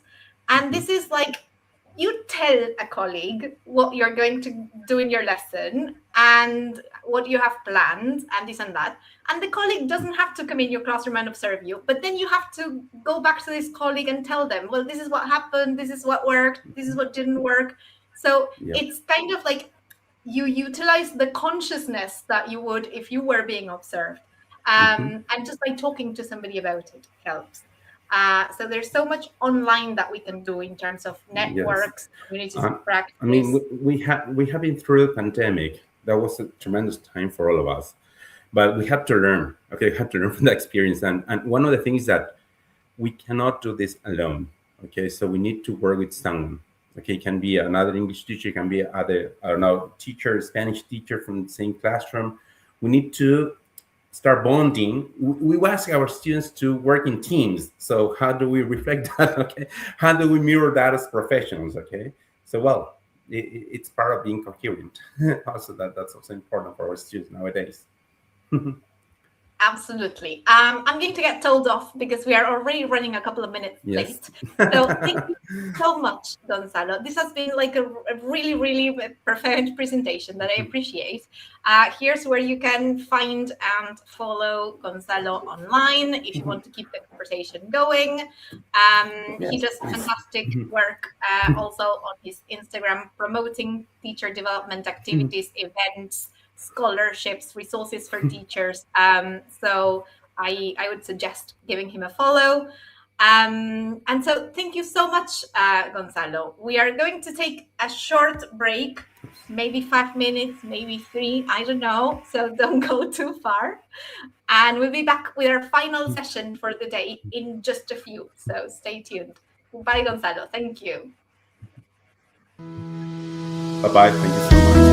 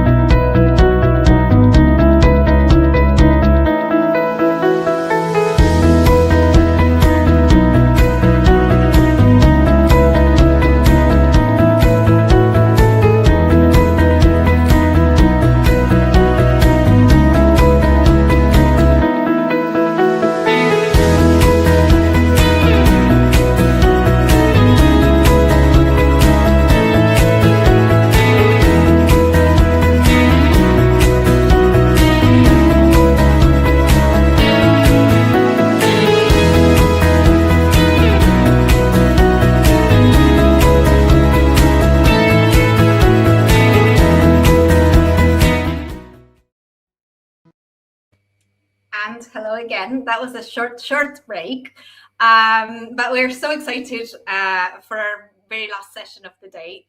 So let's get on with it. It's my absolute pleasure to welcome Diana Bauduco to the scene today. She's a graduated English as a foreign language teacher. She graduated in 2009 and taught across primary and secondary schools as well as language schools in Argentina before moving to the UK. She now has over 15 years teaching experience and more than 8 years in academic management, currently working as an academic manager for the Young Learners Department at a renowned institution overseas, International House in London. Her talk will explore how exit tickets are not only great tools for formative assessment and metacognition, but also fantastic short activities for encouraging learner autonomy and self-evaluation. So, welcome, Diana.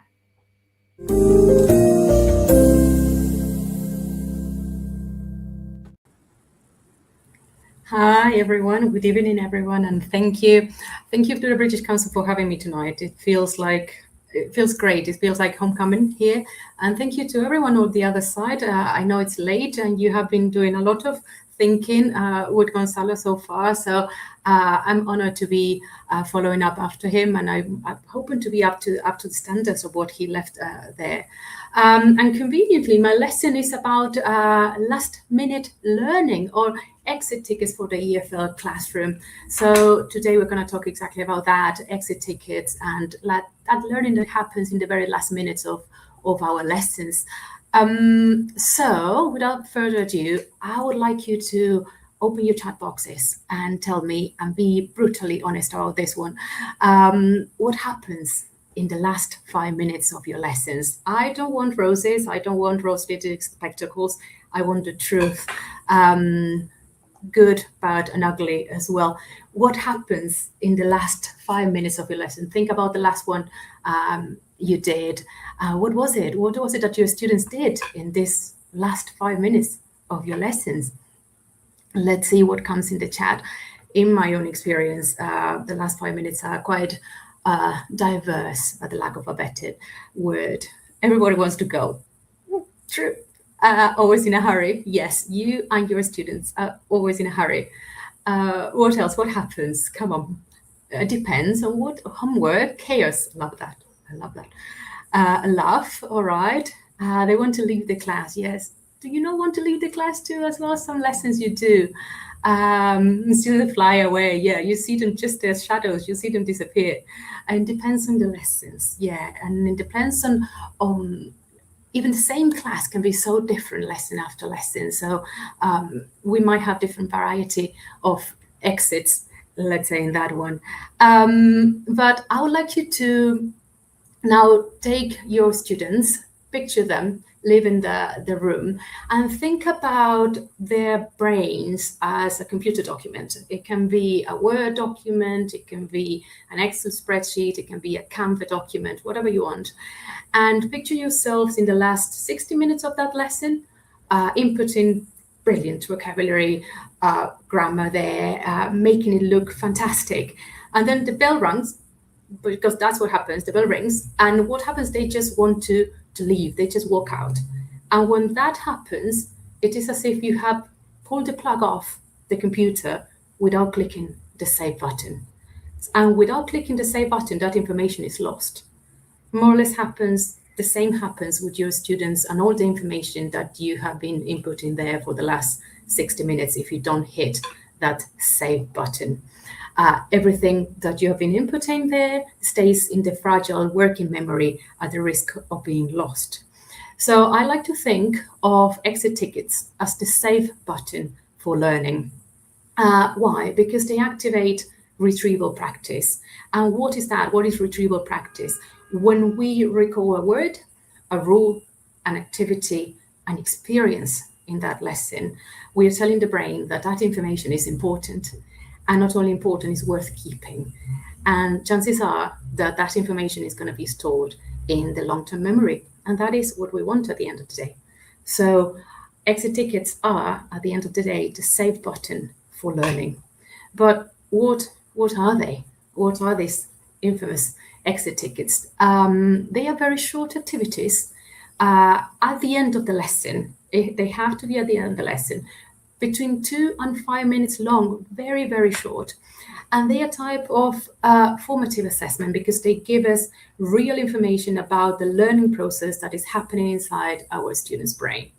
And the purpose of these activities is basically to inform your lesson planning, to inform instructions, because it will help you identify any possible gaps in knowledge, encourage metacognitions, as the girls were talking about before, tell students, okay, empowering them to see where their strengths and weaknesses lie. And it will also promote equity, because exit tickets will give a voice to those students who are the shyest, the ones who don't speak, the ones who don't dare say, teacher, I'm struggling with this one. So promoting equity, we also promote connection through these very short activities at the end of our lessons, 5 minutes and no more than that. But we have one main purpose, but we might also have different directions for our exit tickets, and they depend pretty much on our objectives for that activity. I have chosen to identify 4 destinations or 4 different types of tickets. The first one is the comprehension check, the one that aligns with the linguistic objectives of your lessons. You're basically going to check if they understood the difference between for and since. As simple as that, or present continuous and past simple, something very, very similar. Vocabulary, grammar, you name it. Then we have the metacognitive mirror, which is that exit ticket that helps students reflect not only on their own learning process, but also on the activities and strategies that you devised during your lesson. What helped them? What didn't? What did they struggle with? What did they thrive at? So this is our metacognitive mirror. The third type of exit ticket is the affective check-in. And this is the one that helps us monitor, let's say, the mood of the lesson. How do our students feel during our lessons? Are they bored? Are they excited? Do they want to leave, as one of you said before? What do we do with that? We monitor language anxiety as well. Is there any language anxiety when they speak? Do they feel nervous? Do they feel safe to speak in our lessons? And the last type of exit ticket is our creative outlet, which is a hybrid type of ticket, but it lets students demonstrate their understanding of the lesson, what's happening, the language that you have been teaching them through a less traditional way. Let's say they are more creative in their response. They can be asked to draw a quick sketch or design a t-shirt slogan, or like even write a summary with emojis. It's as simple as that. So we have 4 different types of tickets according to what is it that we want to check or we want to monitor at the end of this particular lesson. So over to you again, attendees in this session. I would like you to again open your chat boxes and think of a lesson that you're going, or a class that you're going to be teaching anytime soon, and think of what kind of ticket you would like to use with that class and why. For example, it can be the metacognitive mirror, because you want them to realize that you have used different strategies, or that they have used different strategies during the lesson today, and you want them to reflect upon those ones. So open the chat boxes and type the type of ticket that you want. You have a real reminder there on the right, and why you would like to use that type of ticket with this class that you're teaching soon. What is it that you need to gauge with them? So let me read you. Let's see what type of ticket you want to use and why. This might take a few seconds for you to picture a lesson and a class, a particular class that you want to test, let's say, a little bit. Let's see what you can think about there. So somebody's saying the metacognitive one because they want to check how their students are learning. All right, good. Which other one? What do you think? So what type of ticket and why? This might take a little bit longer to think. For example, in this session that I think as a lesson, I would like to do an affective type of ticket, because I would like to see how you're feeling in this moment. If you're feeling engaged, if you're feeling challenged, if you're feeling motivated, if you are thoughtful about this topic. Comprehension check to see if they have understood the topic. That's very good. Thank you. Another one, the number 1. Okay, fantastic. Yeah, there are different, as I said, the metacognitive one, because we are beginning an academic year. Yes, the metacognitive one can be very useful at the beginning of the year, especially as a diagnostic tool. So you're very right on that one. Comprehension check to see if they have understood the topic, the comprehension ticket, the effective for the first week at school. Yeah, especially to if they are a new group and need to gel together. Fantastic. But now that we have the what and we have the why, we need to think of the how we are going to design these tickets. And the very first thing that you have to bear in mind is that you need to align the ticket to the lesson objectives. Not yesterday's lesson, not the lesson a week ago, this one that you're teaching today. And if you have done your lesson planning properly, you're not just going to have one linguistic aim for this lesson. You're going to have different types of aims, and this is what you have to align your tickets to. Once you have decided or have you identified your objectives, it's time to choose your questions. The exercise that we did before. Are you going to use it for reflection? Are you going to use the ticket for linguistic check? Are you going to use it for social emotional learning? What or why are you going to use this ticket today? Once you have your reasons and you have identified your whys, you need to actually write the ticket and use very concise and clear instructions, because you want your students to focus on the activity and not on the instructions. If they have to spend time, waste time decoding the instructions that you give them in the ticket, it's purposeless. You don't need, they are going to waste time on something that is not really the purpose of the activity. They have to concentrate on the activity and produce the best language they can and actually answer the question rather than just wasting time decoding it. And last but not least, you have to concentrate on the format.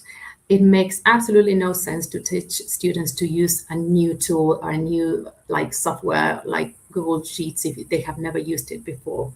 They have to use a format, paper, a question on the board, you name it, but it has to be a familiar format, something that, again, does not add to the cognitive overload that these students might already have. So use drawings, use text, but wherever it's accessible for you students and wherever it's easy for them to answer. Fantastic. Oh, I'm seeing all the answers that are coming up for the previous questions. We're going to address them later. So let me show you some of the tickets that I have used in my teaching history and some of the ones I still kind of use or devise in the lessons that I write.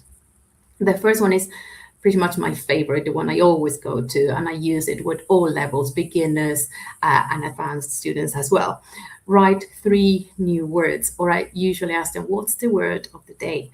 And believe me, students are not going to just see the first word that comes to their mind or is there in the book and tell you that word. They are always going to go through the lesson in their heads and give you the word that is stuck to them the most, either because it was difficult or because it was funny, but they are going to come up with words that really mean something for them.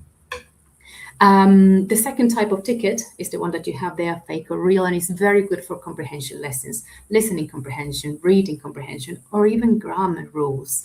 I ask students to identify a fact about the reading of the text that they dealt with during the day and correct it. So again, they would have to summarize, go over the lesson and check all these facts if they are true or false. And again, a very short activity, very easy to do.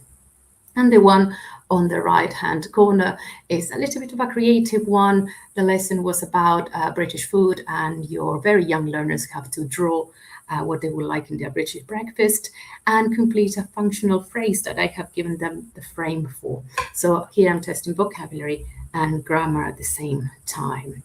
So these are your content-based tickets. Next, we have the metacognitive ones and the affective tickets one. On the left, You can see a screenshot for a Kahoot that works very well with your very young learners, because believe me, they do know how to do a Kahoot when they are 8 or 6.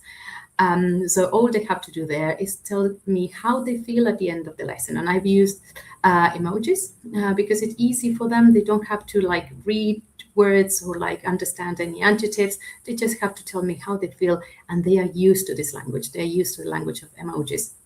So it's very easy for them to actually do that activity, and it's very visual, and it's very attractive for them to gamify the exit ticket at the end as well.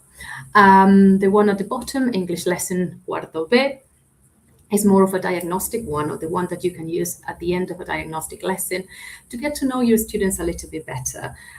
You're forcing them to reflect on the different types of activities you work with during that lesson, and ask them to think which one was better or they were more at ease with. And that will help you identify what kind of learner you have in that lesson or in that class, really. And the one on the right is supported by a visual via drawing. Very simple question, again, but very powerful. What's the muddiest or most confusing part of your lesson?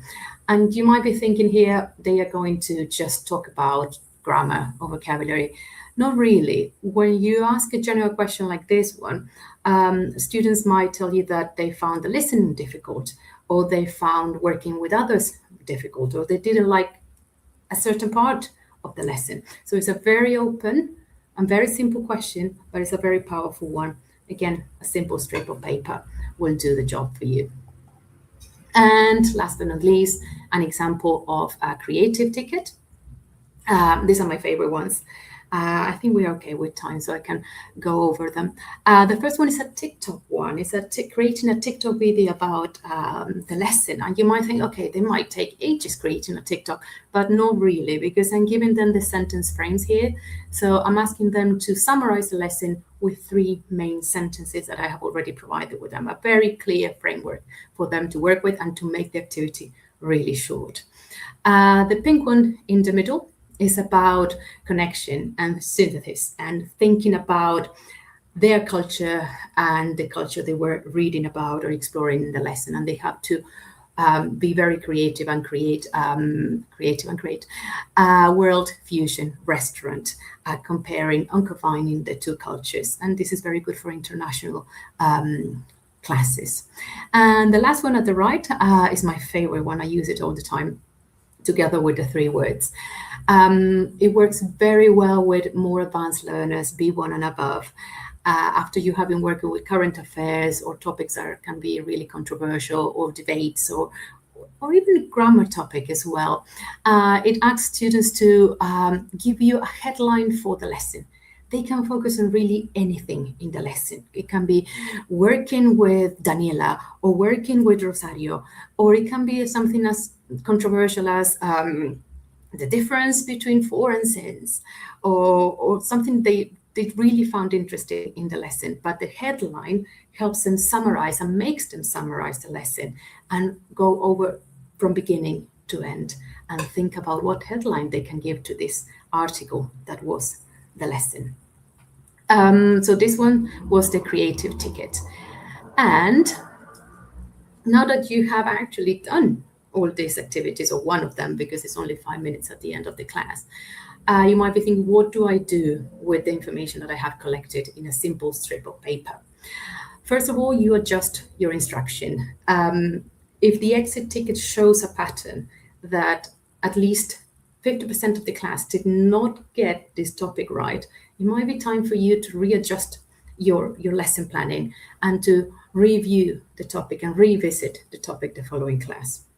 It's also a good time to identify misconceptions or errors with a new class. If you see that there is something in particular that all of them seem to be getting wrong, or at least some of them seem to be getting wrong, it might be time to diversify your teaching, or even change it and adjust it to each of the particular students, or give them something different to do. Differentiation, that's the word I was looking for. You can also use the information to create connection with those students who are a little bit more quiet and do not participate so much, but in their exit ticket they have shown you they have shown you that there is something that they are really not getting.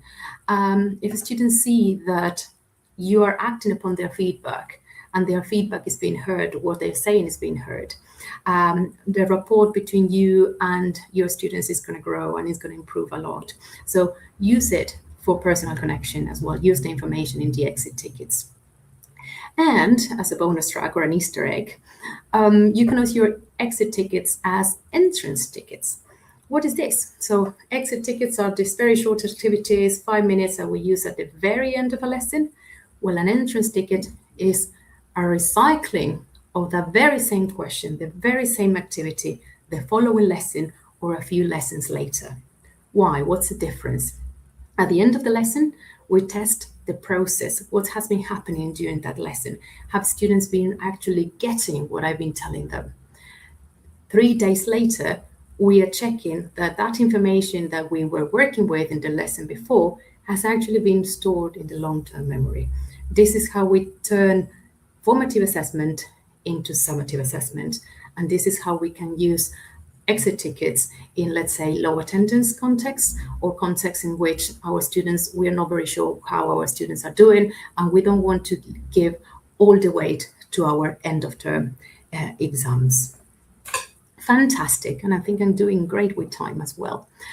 So let's go back to the idea of why we're using the exit tickets. You might be saying in your minds, as one of you said, fantastic ideas. Why don't we use them in the middle of the lesson? Because they are really good to exploit the language and for them to come up with creative ideas and to really use the language in a meaningful context.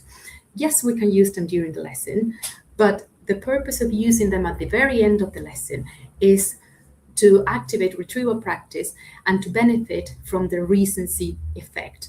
What is the recency effect? Our brains turn to remember or are hardwired to prioritize, let's say, the very last thing that they experienced.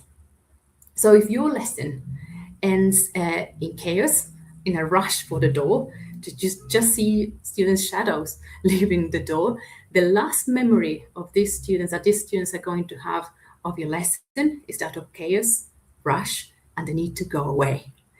But if they end with an exit ticket, their sense of achievement is going to increase because the last memory that they're going to have of this particular lesson is of their successful use of the language and of them being heard by their teacher at the end of the lesson.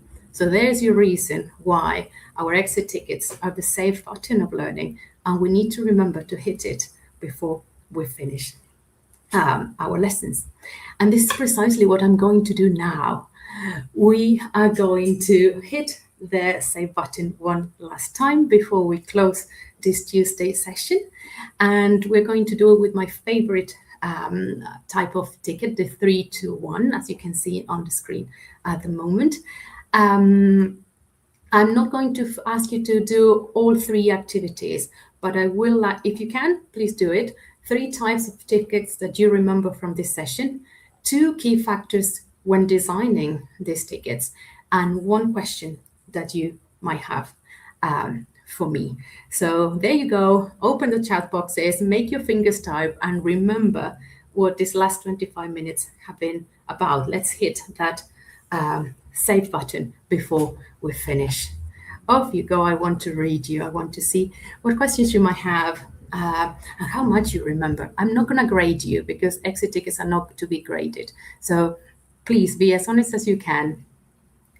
Good. Comprehension, metacognition, and affective. Well done, Gabriela. All of them. Come on. I want to read you. It would be difficult for me to remember all of them, but at least 3 of them will do. The ones that stuck with you the most. Linguistic comprehension, content. Well done, and affective. Karina, excellent. And good. You seem to remember all of them. I've been successful. Yay. Okay, that's number 3. Now, everyone, move to number 2. 2 key factors when designing your exit tickets. Come on, what is it that we have to focus on when we design the exit tickets, when we're actually typing it or doing them on Canva or on Word? 1 question, 1 sweet question. Yes, good. Another one. Oh, everyone's stuck with the other one still. Good. Come on, let's think of what is that we need to focus on. What is it? What about our instructions? What do they need to be like? What about the format? Good. Fantastic that you will try them this year. Something they will never forget. A familiar format. Yes, Maria. Very good. Something that we need to reduce the cognitive load. Otherwise, if we introduce something new, they will be focusing on the newness, the recency effect again, and not on the activity that we want them to perform. Engagement, yes, clear instructions, fantastic. Good. And do you have a question for me now? Come on, let's do the third item in my 3, 2, 1. The why, yes, that's important. Do you have any questions now for me? Good. Good. Well, I think that now it's time for Mariela to join us, and she's going to lead the questions that you have for me. I'm here. Thank you so very much, Diana. This has been so full of very practical ideas, and many of the teachers in the chat were commenting, I want to try this out. So thank you. But we do have some comments and questions. So let's try to get into those. We also have ideas that people shared in the chat. Please do. One of our participants, Nora, mentions she teaches online, and one of the things she does is ask students to write in the chat box just words or phrases they have learned during the word of the day or the phrase of the day. Yeah. So this is something that we can absolutely do in remote or online lessons as well. Absolutely.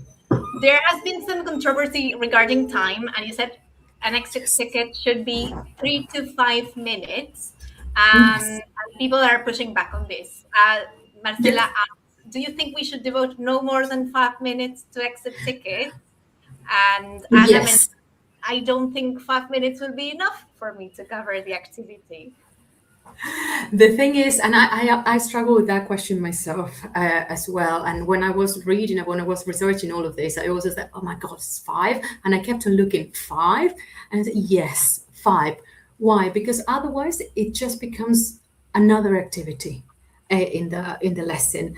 And 5, if you have designed your ticket well enough, and it is just one question that helps them, that triggers all of the thoughts that you want them to be thinking about, that should be enough. Besides, remember that you don't want to do whole class feedback with this. You don't want volunteers to say, to do their answers to the rest of the class. You want them to write it. You want it to be kind of private, if anything, because you want everyone to participate and you want to listen to everybody's voices, not just the usual volunteers that would like to. So this is not an activity to discuss. That's why maybe you struggle with the idea of the 5 minutes. If you wanted to discuss it with the whole class, it will no longer be an exit ticket. An exit ticket is a private kind of thing. It's formative assessment, just for you and your student, not for the class. Otherwise, your shy student will remain shy, and that's not what you want. So maybe that's how you can think of it in 5 minutes. Yes, and what you mentioned about using tools that the students already know how to use, using just a strip of paper or a word on the blackboard. So it doesn't have to be this convoluted thing. It doesn't have to be fancy. It doesn't have to be fancy. It has to be short and familiar, and that helps to the timing. So if you limit yourself to familiar format, 1 question or 2, that's all. And not sharing, because sharing is not caring at this moment, that should be enough. Yes.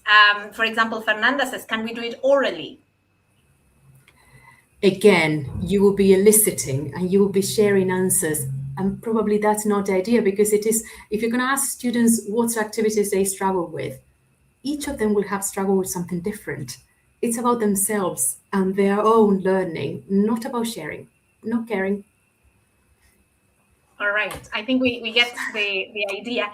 And also connected to learner training. If you use these consistently, then when they see the strip of paper that says they will know what to do. Headlines, they go. Carolina asks, for example, sorry to interrupt, but you can do, for example, with such a good activity like the TikToks or the headlines, what students can do is just write it in a piece of paper, a post-it note, and leave it at the door, or leave it in a poster on a chalkboard balls somewhere there. Leave it for the teacher to read, leave it for others to read when they come back, but not spend time sharing with others. Or even on a Padlet. Right. Absolutely. One of the questions, and this was ambitious, says, can we have a ticket that integrates all 4 types? That would be a long one. That would be a really long one. From the sources I've read and from what I know, 2 questions is the sweet spot. More than that, it will be a bit tricky. And you need to focus on just 1 or 2 things. The moment that you try to bite more than you can chew, it gets a little bit messy and it gets too long. Okay, that's... Remember that you have more than 1 lesson. You hopefully have more than 1 lesson with this class. So you can do 1 exit ticket today, another one tomorrow. Exactly. Perhaps the one you showed with drawing the food that you remembered from the lesson, that's kind of comprehension plus creative. And you can combine 2. Yeah, and they would love it. Absolutely. We are still getting comments about the time. Nat mentioned in the chat that if you have a 35-minute period and you have to change classrooms, there's so little time left that perhaps this is something that you can only do once a month. Yes, and another technique that some people that use is when students are leaving, you write or you leave 3 boxes at the door, and all students have to do is one for a positive face or a smiley face, another for a meh face, and another for a sad face. And all students do is write their name in a piece of paper and drop their name on that box. That helps you gauge very quickly the mood of the lesson when you collect and analyze the data. So it's about making the most of the time that you have and choosing the moments really, and the strategies and the format to do it. Absolutely. And then just last question, because I understand that everybody has to have dinners and stuff, but there were some questions about levels. Can you do this in primary? Can you do this with advanced students? Can you do this in different contexts? Yes. For example, the first one I told you everyone about, the word of the day, that has worked for me with the little ones and with the not so little ones at the end of the road. Like 60 years old, they love the word of the day, and the little ones always remember a word, or more than a word, a phrase or something. So yes, you can adapt them. The headline one has some limitations. I would say B1 and above. The drawing one, it can motivate and engage the young ones and the older ones as well. It depends on the level. Yes, you can adapt the same one to different levels. Okay, so I think that what is left is for people to go and try them out. Yes, yeah, and always is practice and like knowing your classes and knowing your students, and hopefully exit tickets should also help you know your students. And if you don't try, you're never going to know if it works with them. But it's worth trying. It's worth planning for them, because usually we leave the last 5 minutes for like whatever happens, and whatever happens is not good in lesson planning. We need to have and plan with purpose and with intention for the last 5 minutes, as the girls were saying at the beginning of today's sessions. We need to plan accordingly, and we will have time for it. Okay. Thank you, Diana, so very much. These were wonderful ideas. We know it's so late where you are, so you should probably go get some rest as well. No, I am in Argentina at the moment, so it's fine. Oh, you are? Brilliant. Yes. So then you need dinner probably as well. Yeah. This has been a pleasure, and I think you leave us with lots of ideas to try out in this new school year. So thank you very, very much. And for everybody else, I know there were questions about certificates. We mentioned that we need to share a survey on Friday. So come back on Friday and we will share the link to your participation survey so you can get your certificates. If you're not here on Friday, You can come to the video on Friday, after Friday, and you will see the link to the survey in the chat, or you can receive the link to the survey by email if you registered for the event. We will be back here tomorrow with more sessions for day 3 of ELT Week. Tomorrow we have Melissa Miralles, who's going to talk about embedding global citizenship in English classrooms. Natalie Correa Rivero, who is going to share with us a project that she did with students, a healthy breakfast by little YouTubers, and Marina Gentile, who will also share a project that she carried out in 5th grade that has to do with integrating skills through digital TV news production. So it's a packed day tomorrow as well. We hope to see everybody back here. And we will also like to thank our partner Brit Cham for supporting this event. So good night and goodbye, everyone. Thank you. Thank you.